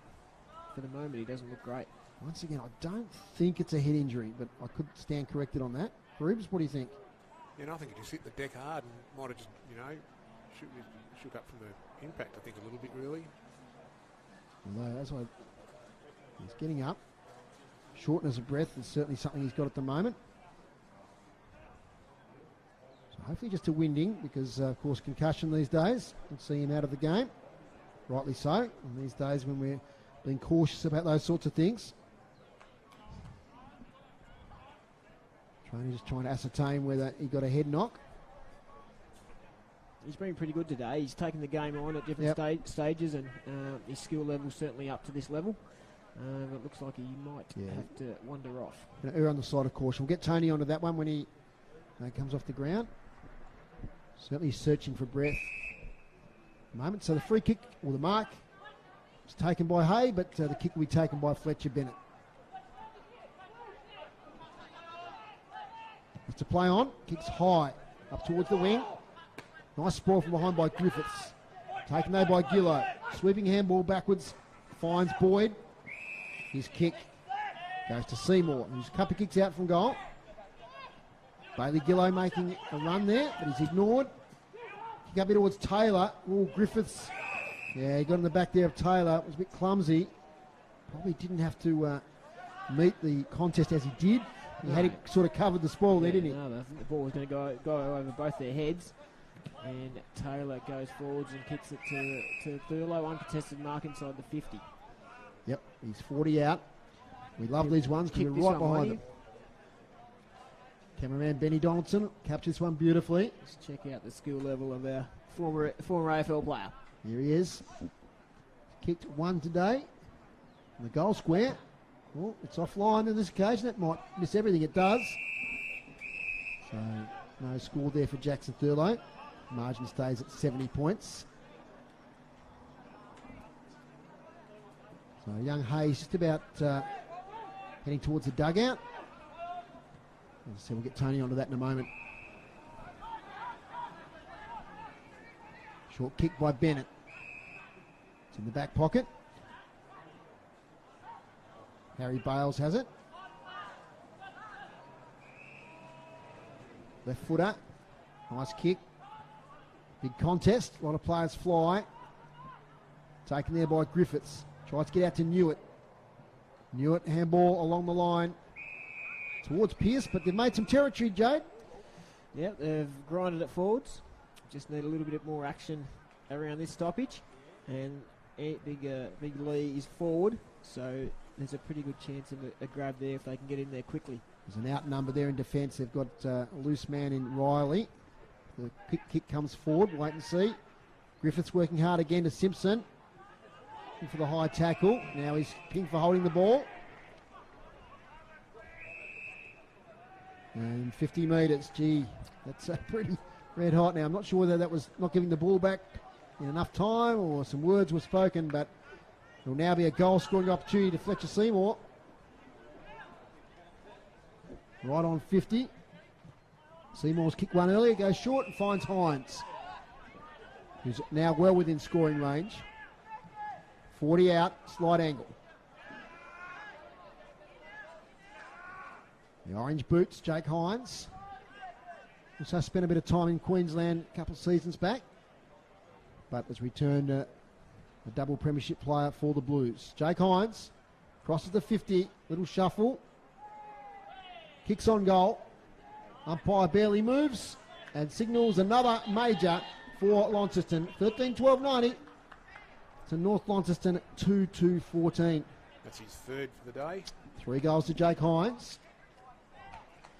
I suppose a disappointing thing, Jade, is they're giving away goals, free kicks, 50-metre penalties. Yeah. Not ideal, and they are coach killers, those 50-metre penalties, when they've got the ball in the wing and then they get taken to 40 metres out.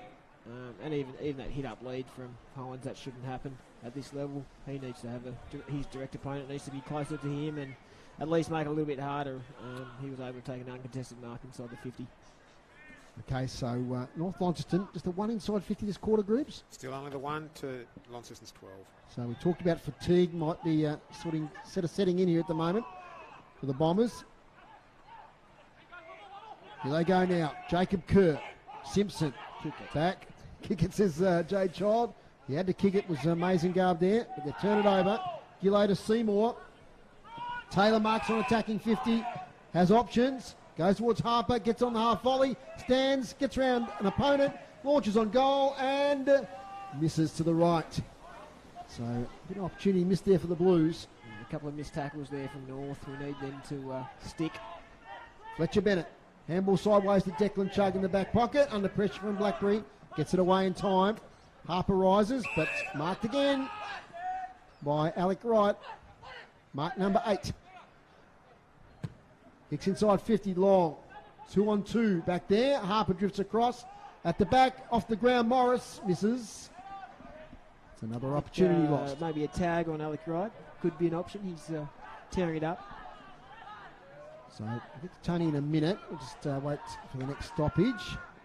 He's got some news on Dominic Hay, but for the moment, Harry Bales goes long.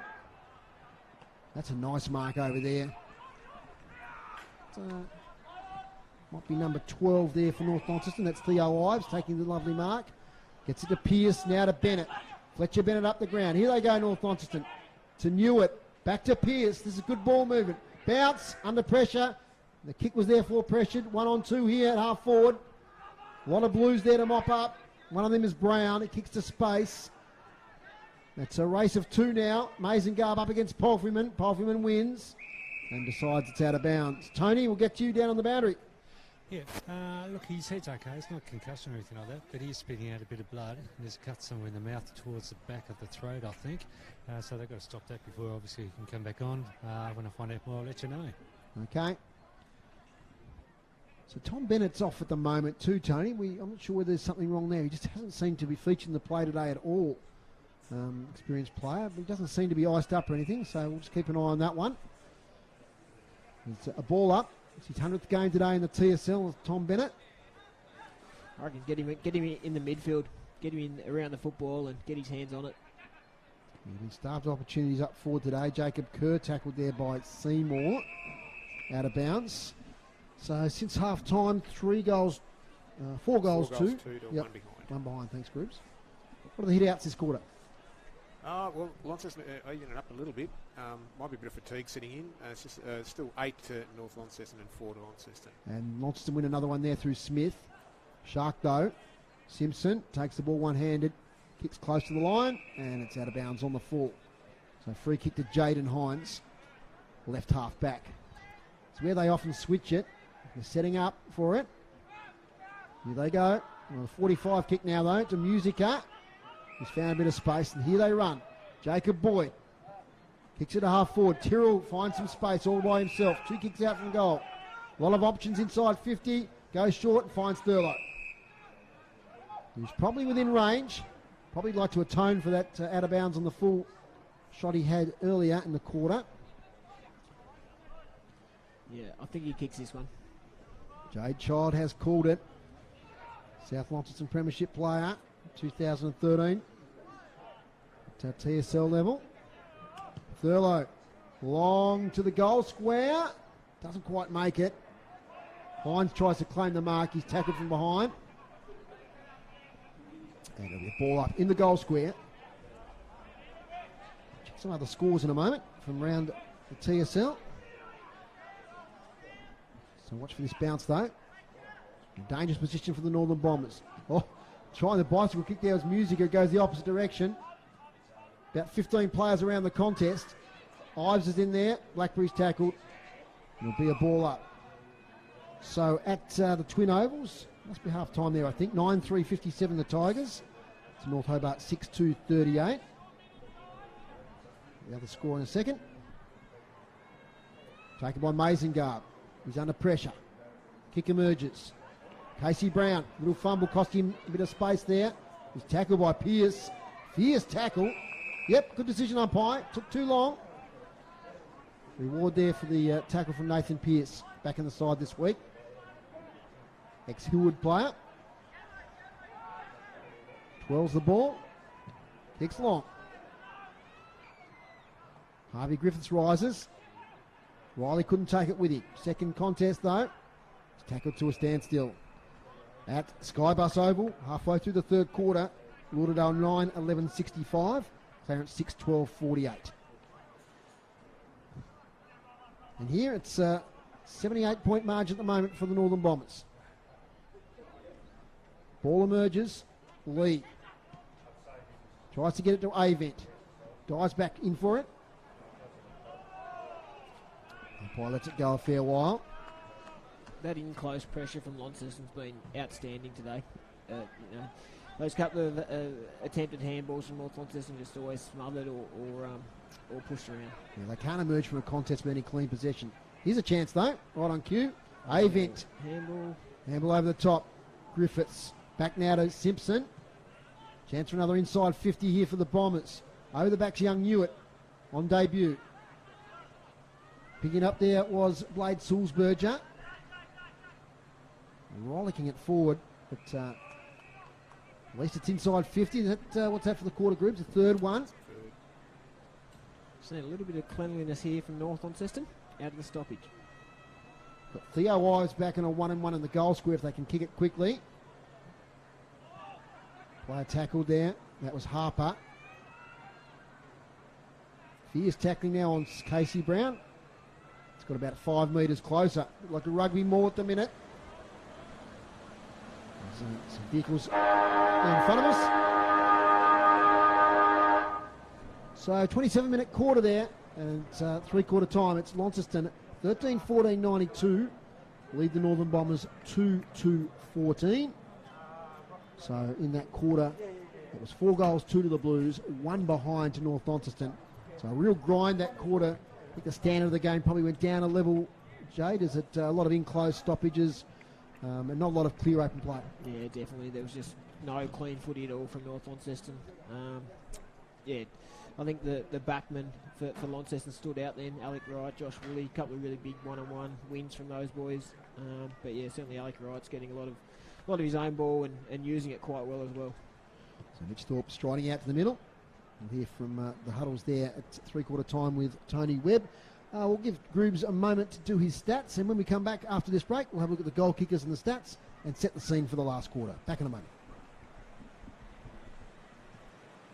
Make the switch and be rewarded with $80 in LPG account credits when you sign up. Visit the website elgas.com.au or give us a call on 131 161. A sponsor of City Park Radio. This is Community Radio in Launceston, City Park Radio. We welcome visitors to our beautiful city and the region and invite you to discover our many attractions and places of interest. The Cataract Gorge is a spectacular piece of wilderness, just a short walk from the centre of Launceston. A natural water basin, it's surrounded by towering cliffs, native bushland, beautiful gardens, scenic walking trails and wildlife. There are pools for paddlers and swimmers, a kids' playground, barbecues and the historic suspension bridge. The Cataract Gorge is Launceston's star natural attraction and is accessible for all ages and abilities. Find it by heading up Basin Road or take a leisurely walk along the spectacular cliffside path from Kings Bridge. For details about this place and more Launceston attractions, check out the website launceston.tas.gov.au. Safe travels. Keep listening to us on 103.7 or 96.5 FM and streaming on the web. City Park Radio. Barrett's Music is proud to support music in Tasmania in many forms. In fact, we've been supporting music in our community for decades. We value music participation in Tassie, so we can help you get started with expert advice on hand. With a wide range of instruments in stock, plus great learning resources and interest-free purchase plans, we can help you discover the music in you. Call into Barrett's at 104 George Street, Launceston, or phone 6331 9355. Barrett's Music, a sponsor of City Park Radio. This sports broadcast is brought to you by Elgas. For all your LPG needs, talk to the locals with knowledge. Elgas, call 13 11 61, a sponsor of City Park Radio. Yes, City Park Radio team here. My name's Dave Moore. I'm with Jade Child, Dave Gruber on stats, and Tony Webb on the boundary. And Grubs, give us the team stats there to three-quarter time, please. Okay, three-quarter time hitouts. North Launceston 45 to Launceston 13, so they've been on top all day in that statistic. Clearances, North Launceston 24 to Launceston 19. Inside 50s, 39 to Launceston, 23 to North. Marks inside 50, this is a big one, Dave, 14 to Launceston, so they've been finding those targets up forward, and only the 2 to North Launceston. And free kicks are pretty even, 18 to Launceston, 16 for North. And do you want the goal kickers? Yes, please, Groups. Okay, so a 4-goal quarter again there for Launceston. So they've got 10 goal kickers, so sharing it around a bit. Singles to Musica, Seymour, Harper, Tyrrell, Taylor, Morris, Thurlow and Gillow. 2 goals to Josiah Burling, and Jake Hines has got 3. And still just the 2 goal kickers for North. That's Ives and Newitt. Thanks there to Dave Gruber, the best in the business, and thanks to Darren Lovell and Damien Donnelly. We've got some Launceston stats here, Jade, in front of us, and Alec Wright there, 9 marks. That's incredible. 17 disposals. JB Harper still leads the way with 21. Yeah, so 8 touches for Alec Wright in that third quarter, so we definitely mentioned his name quite a few times, and I think his control across that half-back line, that's been almost the difference today. And the player goes under the radar is Brady Polfram, and he's actually leading the Player of the Year award at the moment, and getting some recognition for. He's just an improving footballer every year. I mean, I think you might have played with him back in his younger days. Yeah, when he first started. Yeah, so he's one of the premier players in the competition. Yeah, a lot of ability. Certainly a very reliable footballer. You can certainly rely on him to give effort every game that he plays in. Absolutely. So Polfram 16 possessions, Casey Brown 15, Jackson Thurlow 14, 6 in that quarter. So he's really worked his way into the game. Jay Blackberry 13. Ben Simpson, quite a quarter. And he's had to shoulder a lot of the responsibility. He just had the 3 possessions in that quarter still. He's got 23 for the game, which I think eclipses anybody from Launceston. So good work there from Ben Simpson. But I think they've sort of played him very close, haven't they, Jay? Yeah, that quarter there wasn't much ball won by North Launceston, to be completely honest. There was a couple from Nathan Pearce coming through the inside mids, but yeah, she was a pretty tough quarter for the Bombers. Absolutely. So Launceston have broken up and they're in their positions. Tony might have gone to North Launceston this time. There he is. He's just emerged from the North Launceston huddle. And it'll be interesting to see what the message is from the coaching staff there, leading into the last quarter, what they can salvage from this last quarter of play. So, Tony, what have you got for us from the North Launceston huddle? Actually, Brad was pretty pleased with the effort in that quarter. Just wants them to lift it a little bit. Thinks they're not really hitting their targets that much. They're almost, he didn't say it, but almost panicking when they get the ball. And so he just really wants them to fight out this game. The game's gone, but they can learn from it. And Dominic Thorley has been subbed out of the game. It was sort of burst from the impact when he landed on his back fairly heavily. He's not concussed or anything like that. But just as a safety team, they take him out of the game. So, sorry, Tony, Dominic Hay? Yeah, Hay. That's it. No worries. Yep. Thanks, Tony, on the boundary. We'll hear from you at the end of the game. And we'll have your work down on the boundary. So we're just about to get underway in the last quarter. We'll keep an eye on the other games. Just repeating the news that the Devils today won by 41 points down at the Dial Park. Start of the last quarter. 78 points the margin. Up it goes. Lee with the tap. Polfreeman there. Lovely little handball. Gets it to Chilcott. He's tackled. Trying to scoop it out there is Blackberry. Goes through the legs there of Avent. Will Harper might be playing on ball now. His handball ineffective. And we get another ball up. So interesting to see if North throw their team around a bit. Play some players in some different positions. Absolutely. So Tommy Bennett's back on the ground. A little bit of strapping below the knee there. So I don't know if that's an issue. He's playing on Dylan Riley. So that's a pretty decent matchup. Little handball from Blackberry. Finds Smith. Full forward and take the mark there is Hines. The chance for his goal number 4. Just front position again. Yep. Talked about it all day, Jade. Nankervis didn't do a lot wrong there. He was quite close to him, but the kick just favoured Hines there, and he should go back and kick this, and this will be his 4th goal. So he's had a very, very good match. Good game from Jake Smith today too. The 13 disposals, 6 kicks and 7 handballs till 3/4 time. Jake Hines for the first of the last quarter. 30 out to the right. Just a few opportunities today, the Blues. They could be further in front. A little bit of a knock on their first few weeks has been their kicking for goal. So in the back pocket, that's Fletcher Bennett back there. Getting a bit gloomy here now at Windsor Park. Fletcher Bennett switches to the other back pocket to Potter. Andy Potter. Just a play on. Close to the boundary line up here looking for Ives. The lovely long goal in the first quarter, but that man again, mark number 10, Alec Wright, pumps it back inside 50. Nice ball from Nankervis. Spillage though is Harper. He snaps for goal. It's Joby Harper, and he kicks the first of the last quarter for the Blues. It's a good finish. Quality players like that, you just can't give them 2 metres inside the 50, especially around the stoppage, around the contest. He's just so strong, and he hits the contest hard, and then as you can see there, finishing with the goal on his left foot, highly skilled as well. 2 goals to Joby Harper today. A pretty good game, leading possession winner for Launceston. That's his 22nd possession with that goal. So a few of the patrons leaving here in this last quarter. So the result is not in doubt. Margin now to 85 points. 29 scoring shots to 4. Lee wins the tap out. Nicely to Pearce though. Can't quite take hold of it. Another possession for Harper. To half forward to Morris. But taking a lovely mark back there. I think that's Andy Potter. It is. Hasn't been the worst today for North Launceston. Done a pretty good job back there. He switches it to Lockie Mitchell. Thinks about going back inside. So this is the kick, but they're falling down. The long one up the line. They can't seem to get any marking targets. And Lee lays the spoil and gets a stoppage on the wing. I think North Launceston just need to be a little bit bolder. Take some more risks now.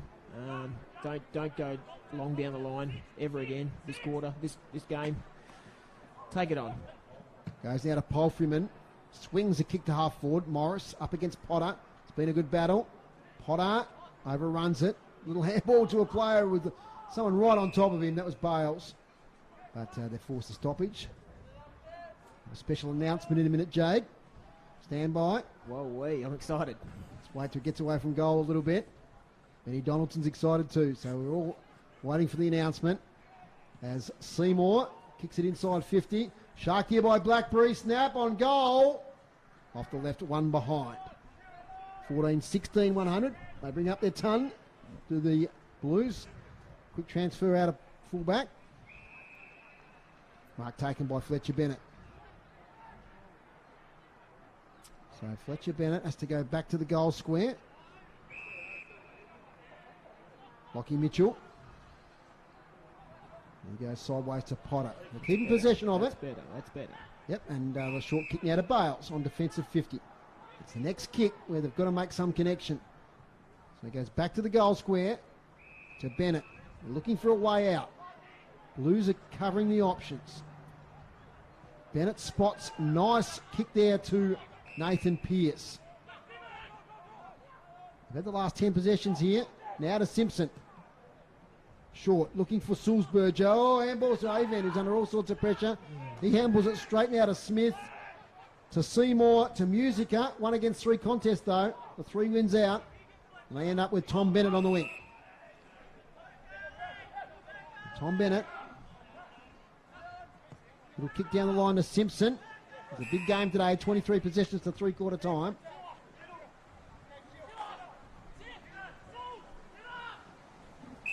Simpson takes it slowly. It's Jack Avant who gets 50. The unnecessary there from Brody Palfreyman. It's the push after the mark was taken. And Jack Avant has a chance for first goal for quite a while. In fact, since half-time, Groups. Yeah, that would be right. They only got the 1 point in the third quarter. So, nice 52, Jade. It's very, very generous. I thought the 50 was generous to start with, but then he's given him 55. Jack Avant. As I said, 20 out, slight angle, should convert here. And he comes, and it's across the face, one behind. First score for the quarter, 2-3-15. They trail Launceston 14-16, 100. Quick transference out of defence. That's what the Blues have got it over the Bombers at the moment. They're already up at the wing. Tackle laid though. Stops the progress of the Blues, although it comes out to Josiah Burling. He kicks up to half forward. And Hines, has he taken the mark inside the line? I believe he has. Tough shot. If he takes it. He decides to wheel around. No, umpire says come back over the mark. So this will be a pretty good conversion if he can make this one. I reckon you wheel around, won't he? He must. He's in snap range. There he goes now. Stays fairly straight, this Jake Hines. Not a bad effort. But it's one behind. 14-17, 100 to 2-3-15. Out it comes. Will Harper's got it. Dangerous kick, but it might come off to Lee. It does. Nice handball. Fletcher Bennett. Over now to Mazengarb, who's caught with it. So once again, they just can't clear it out of defence. Jaden Hines takes the mark. Sideways kick is not the best of options, but it comes off all right now to Jacob Boyd.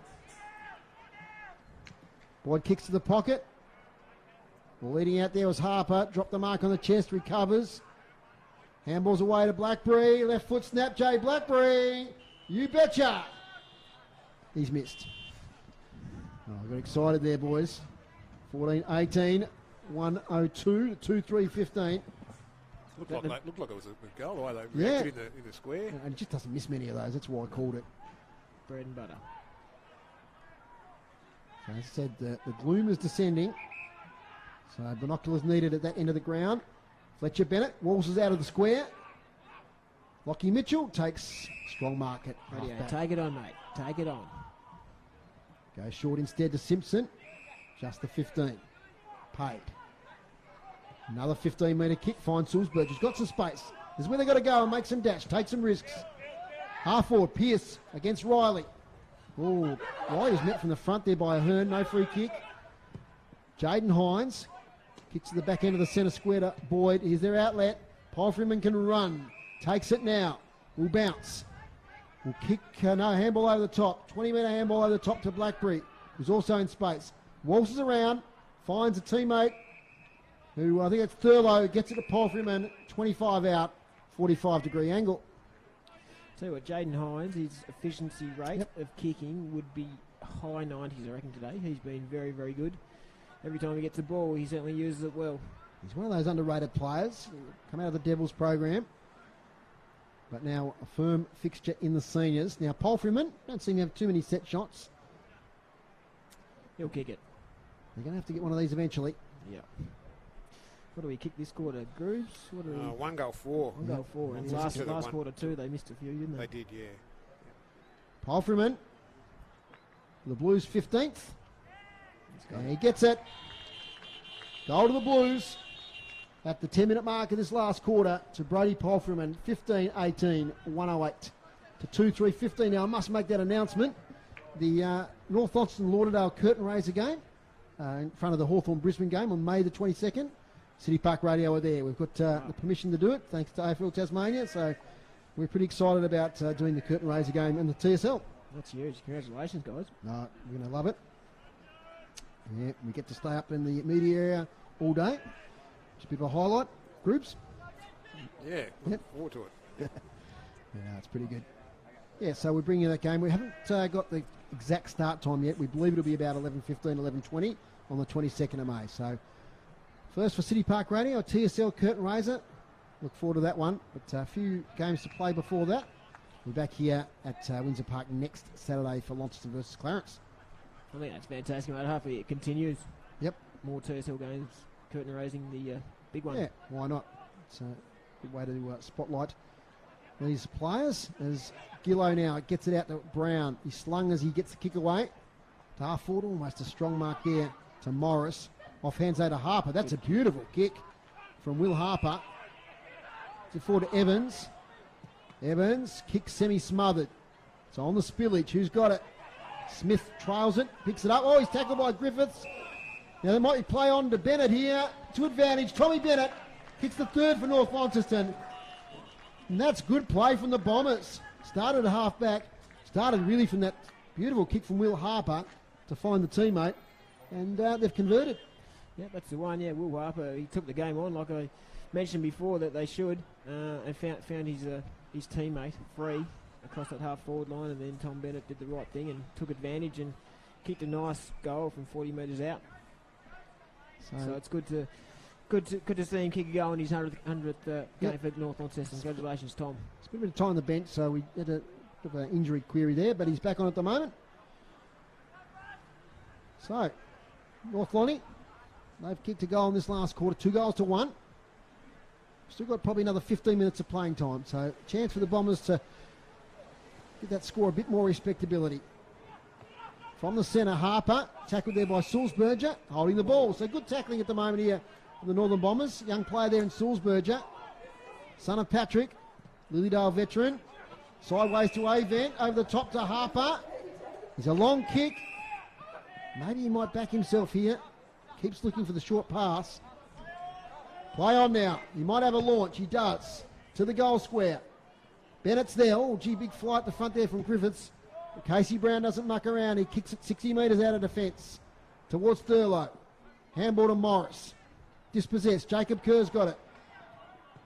On the left foot. Dangerous kick towards Harper, who's had a pretty good second half. Handball from Lee. Back to Declan Chugg. Does a little shimmy. Kicks it inside 50. Tom Bennett takes the mark. Front position. Direct play there from the Bombers. And it was one of the first times today the Blues didn't clear it from half back. No, they cut off the outlet there. It was nice and competitive from North Launceston across that half forward line. Poise there from Declan Chugg too. Backed himself to get some space. So Tom Bennett for 2 in about a minute here at Windsor Park. Kicks towards goal. This time hasn't got the chocolates. One behind. 3-4-22. 15-18 108. Boyd gets it to Riley. He's got a handball over the top here to Chilcott. That's the kick under pressure. Touch ball. No mark anyway. Well done, Declan Chugg again. Gets around a couple. Oh, gee, the handball. Salty's made under a lot of pressure there, and Ahern somehow gets it out of there. Jack Avent. Mazengarb can't take it with him. Bailey Gillow. Kick around the corner. Fletcher Bennett thumps it from the contest. Out of bounds. Around the grounds here at the TSL in a moment. Got some pretty tight contests. Devils by 41 points earlier, 100 to 59. Let's start with the Twin Ovals. Yeah, it's a big lead now, though, to the Tigers, 11-6-72 to 6-2-38. So 34 points the margin there. And at Skybus Oval, 8 points the margin, 10-15-75 Lauderdale to 9-13-67. That's early in the last quarter. So all games streamed, of course, each and every week, thanks to Daily Potato Company for their support with the streams. Kobe Evans, little handball to Ahern. Torpedo on the left boot towards half forward. Pearson, a good contest with Riley. Wright gets his hands free, great balance. Back to Boyd. Boyd, sideways kick, marked there by Jack Tuthill. Set play here as they clear it from half back. Jaden Hines. Lays back in a kick and finds Blackberry. Clears him though. Declan Chugg goes back in a contest. He's tackled to the ground. Be a ball up. Today's broadcast brought to you by Elgas for all your LPG needs statewide. Talk to the locals with knowledge. Phone 131 161. Up it goes. Jackie Avent's got it. A pretty good game today. Fair number of possessions in his return to the senior side. Oh, gee, that's not a bad attempt at a mark there from Ives. Couldn't take it. Comes out now to Kobe Evans, debutant last week. Back to Griffiths. His kick's a poor one, marked easy by Woolley. Here comes the switch. Woolley for Wright. Will it sit? Nearly does. He's got it now. This way, that away. Kicks to half forward. Blackberry on a long lead. Greatly weighted kick there from Wright. Blackberry spears the pass inside 50 to the bootlaces of Thurlow. From the spillage, Hines waltzes in and kicks another goal for the Blues. And that is his fourth goal, Dave Gruber. That's 4 for Jake Hines today. So that springboard attack, Jade, from halfback. Yep, that was fast. Once again, Alec Wright started it off. And just the kick from Alec Wright. The lead from Blackberry was about 25 metres. Yeah, no, but he knew where he was kicking it. And then Jay Blackberry actually went over the head of Hines with his kick. I think he was in for Thurlow there originally too, yeah. And then it ended up in Hines' hands and kicked an easy goal from the goal line. Yep, an easy goal it was. But yeah, once again, Jaden Hines as well. He was pretty decent across his half-back line in the play before that one. Nick Butler throws it up. Lee wins the tap there to Avent. Tackled with one arm. Secondary ball up. So welcome Luke Rabarchik back to the team next week for the Launceston versus Clarence game. Max Walker back as well. There's Simpson is tackled, holding the ball. Might been a little bit rough there. He's worked his heart out today as Ben Simpson, the skipper. Boy from Scott Jakeburn College. Musica's kick's a bit lazy. Falls in the arms there of Kobe Evans. The first time they've actually directly turned it over, I reckon, today. Hasn't been many of them. As Riley takes the mark now. Did he fall awkwardly there? He's right. It's up a bit gingerly. Let's hope everything's okay. Now he takes off in a pretty good gait. Right half forward. Mark taken by Josiah Burling out there. The first goal of the game. Burling, high kick, inside 50. Thumped away by Ives, playing down back. Picked up by Griffiths. Corey Nankervis back to Fletcher Bennett. Kick's not great and finds Seymour for the opposition. Seymour 70 out. Crowded 50 in Prospect. So just sets it up, hoping for a big grab. Big spoil from Alex Lee, working hard in defence. Blackberry's got it against the boundary line, keeps it in. Back to Taylor. Taylor snaps. And it's cleared the behind line. So one behind there to the Blues. 16-19, 1:15 to 3-4-22.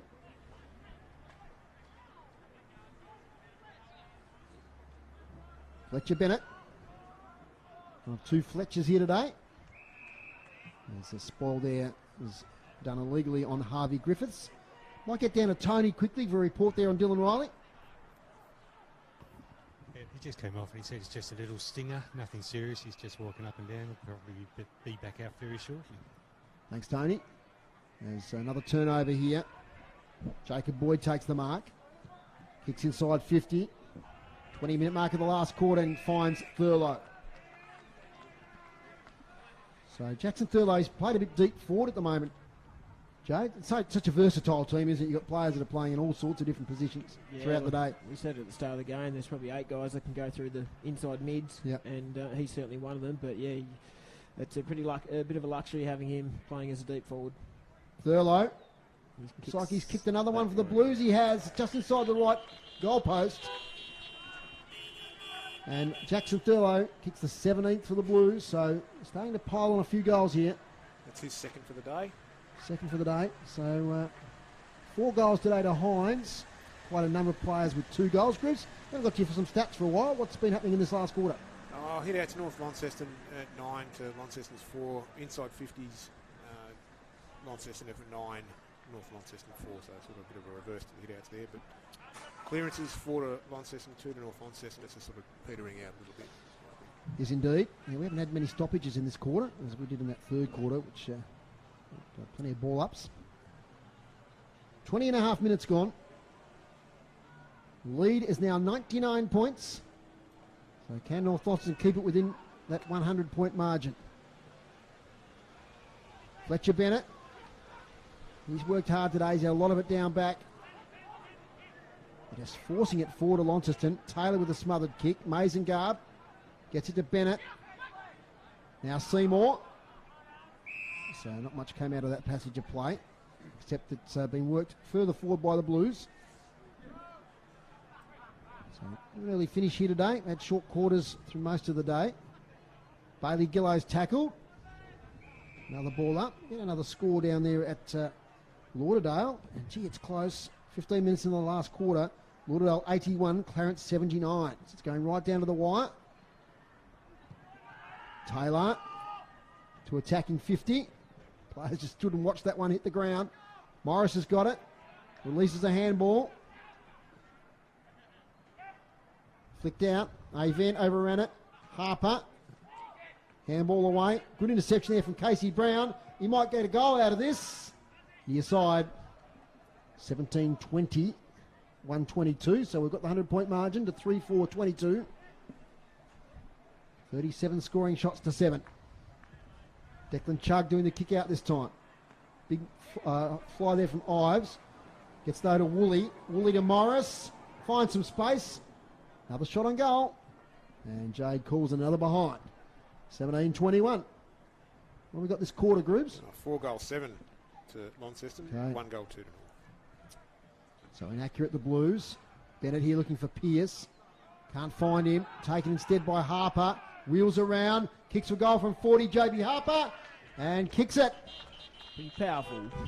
The powerful unit he is, JB Harper. It's a good finish. No one else could kick them for the last 10 minutes, and Joby stood up, and that's 3 for Joby. Yep. That's a pretty complete game from him, and he strolls back to the midfield to attempt another clearance. Yeah, 21 possessions in 3/4 time, so you'd think he'd be up near the 30 by now. Yep, I reckon I'm calling 28 at the moment, so another couple, I reckon he'll touch 30. 1 point the margin at Lauderdale. So, as I said, very close there, but not close at Twin Ovals, where the Tigers 86 lead North Hobart 44. Butler, the umpire, throws it up. Lee, big thump out to advantage of Pearce. Tracks it along. He might have been held there, Nathan Pearce. He win himself a free kick. Oh, gee, the handball wasn't great to Avent, who lays on top of it. Doesn't get caught holding the ball. Just got to have that awareness.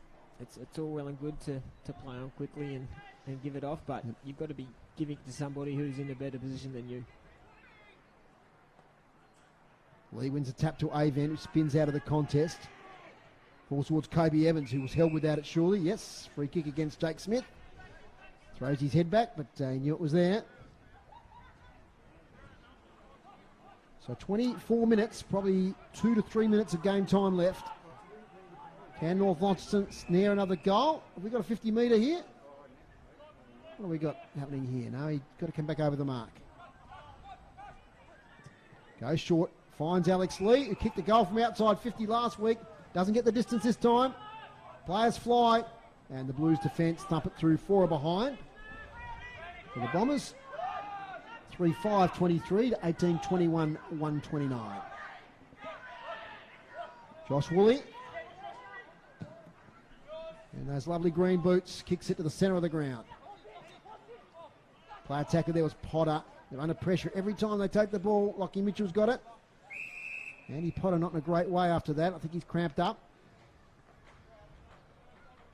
It's been part of that back line today where there's been very little spell, as they'd say. If you're in the back line for North today, you've been in the play a lot of the time. Here comes to Harper. Little handball back to Mazengarb. His handball's not great. Riley gets to Burling, to Seymour. He's caught with it. Ball up, attacking side of the wing for the Bombers. Dying seconds of this game.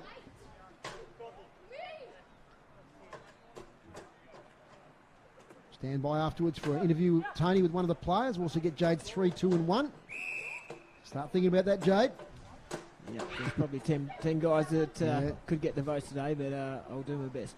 The great Michael Walker usually in that seat. He has some controversial picks at times, according to Matthew McGee anyway. Anyway, here comes the ball out now towards Harper. Diving on it was Event. Ahern can't pick it up. Pearce sits on top of it. And umpire Butler will call a ball up. Good Friday footy. Not the close contest we would have liked. And the Blues showing once again why they're firm favourites for the premiership this year. They were challenged last week by the Tigers, who seem to be their main rival at the moment, but they've been far too good today. Blues kick towards half forward. Morris has got it. Nobody in front of him. Kicks it to Blackberry pretty skillfully. Blackberry goes the dribble kick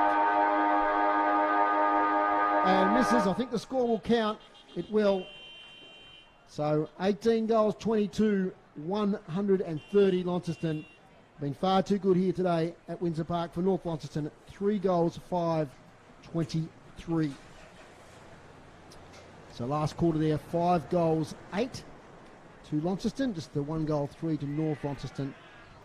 So pretty dominant performance. Players shaking hand. Played in a pretty good spirit today. No incidents of any note. So well done to all involved. Of course, playing today for the Phil Edwards Trophy across the 3 games. So it was 2 wins to the Blues. The North Launceston Bombers won the under-18. So the Blues will take out that trophy this year. Jay, just some thoughts. I'll cut across you if I can see Tony with the player. But what are your thoughts on that big win of Launceston over North Launceston? Yeah, pretty convincing. Any win over 100 points is going to be, pretty impressive for the coaching staff there at Launceston. I thought North Launceston, they competed. They didn't sort of give up, that's for sure. But their players will learn from what they've just been dealt, I suppose, from the Blues. But, I'm sure Cox Goodyear will have plenty of vision for the guys to show. But I think it's just that decision-making and just, being stronger over the ball. I think Tony has fished Jake Smith out of the handshaking. So we'll get down to Tony, who's got the makeshift ruckman today, Jake Smith, with him. Hi, Jake. Thanks very much for joining us today. Possibly the shortest ruckman in the competition, do you think? Definitely giving up about 4 or 5 inches today, I reckon. Yeah, and you never stop jumping against the competition's best ruckman. I think that was a very fair effort. You made him really earn that. I appreciate it, yeah. My job was basically just make his day as hard as possible, I guess. Just compete, give the boys the best look that I can, and these boys are good at around stoppage and stuff, so just make it as tough as they can so it's not clean, and yeah. Yeah, that's good. And I also noticed at half-time Joe Groenewegen was giving you a few little tips. Yeah, he helped me a lot with just positioning and telling me to keep my chin up if I did lose a couple, and keep working him over and stuff like that. Like, he's probably at his best, arguably the best ruckman in the state, so it's always nice to have that on your side. Yeah, Joe certainly said that towards the end of last year when I saw him a couple of times. Look, for the team, how did you think you went today? I mean, to win by 107 points against the crosstown rival, you can't be unhappy with that, I guess. Things we can improve on in front of goal, maybe kicking a bit more accurate, but I think we had a plan and we did pretty well at taking it out. Yeah, I think so too, and I think you're probably going to sleep pretty well tonight. Very well. Thank you very much. Thanks very much, guys. Thanks, Tony. Thanks, Jake, down there. And we're about to have the presentations on the ground. Groups, we'll get some stats from you. Yep, okay. So team stats up to for the end of the game. Hit-outs, North Launceston 59 to Launceston 18. Clearances, pretty even over the course of the day. 25 to Launceston and 26 to North Launceston. Inside 50s, Launceston 50, North 28. Marks inside 50, 18 to Launceston and 3 to North Launceston, and free kicks ended up even at 20 each. And the goal kickers... Yeah, we haven't done those groups, so... Yep. Singles for Launceston to Musica, Seymour, Tyrrell, Taylor, Morris, Polfyman and Gillow. 2 goals to Jackson Thurlow and Josiah Burling. 3 to JB Harper and Jake Hines, leading goal kicker of the day with 4. And for North Launceston, the goal kickers were Tom Bennett, Theo Ives and Isaac Newton, all with 1 goal each. You got the science teacher in there, Groups, Isaac Newton. That's right, correct, yes. That's right. Isaac Newitt. On debut. Yeah. There we go. Look, you take the science teachers on holidays, but they've always got it in their brain. Jade, enough of that frivolity. What did you think? You got some fans down there. Good stuff. What about some better players from both teams in your 3-2-1? Yeah, so certainly a really big effort from Jake Smith to literally ruck all day against Lee. Big effort. But yeah, I'll give you the votes. And like I said a few minutes ago, there's quite a few players that could have got the votes, but I'm going to go through with Joby Harper, kicking 3 goals and probably having 30 touches. Is a pretty dominant display. He was everywhere. Then we went for Alec Wright, cross half back.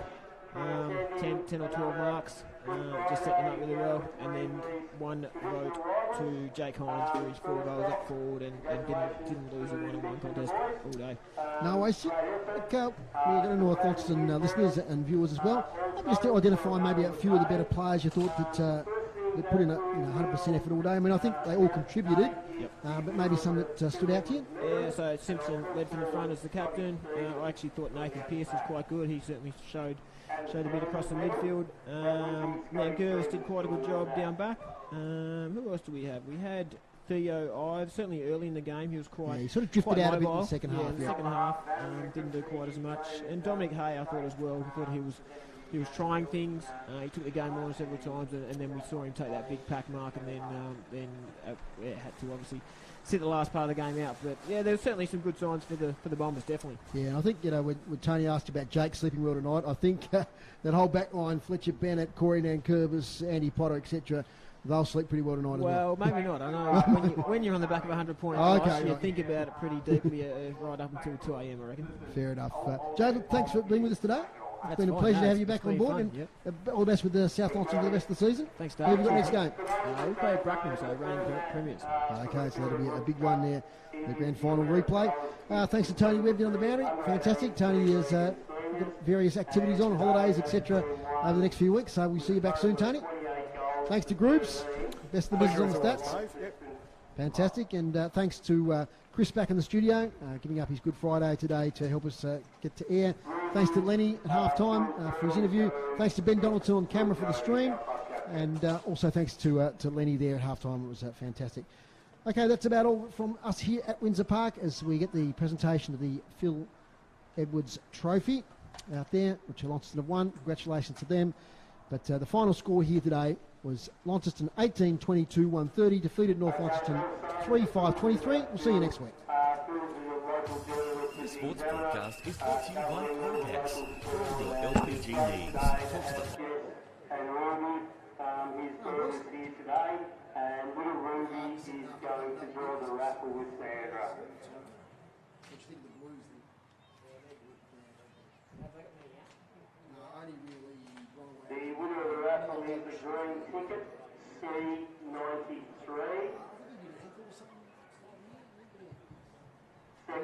plays the blue ticket F01.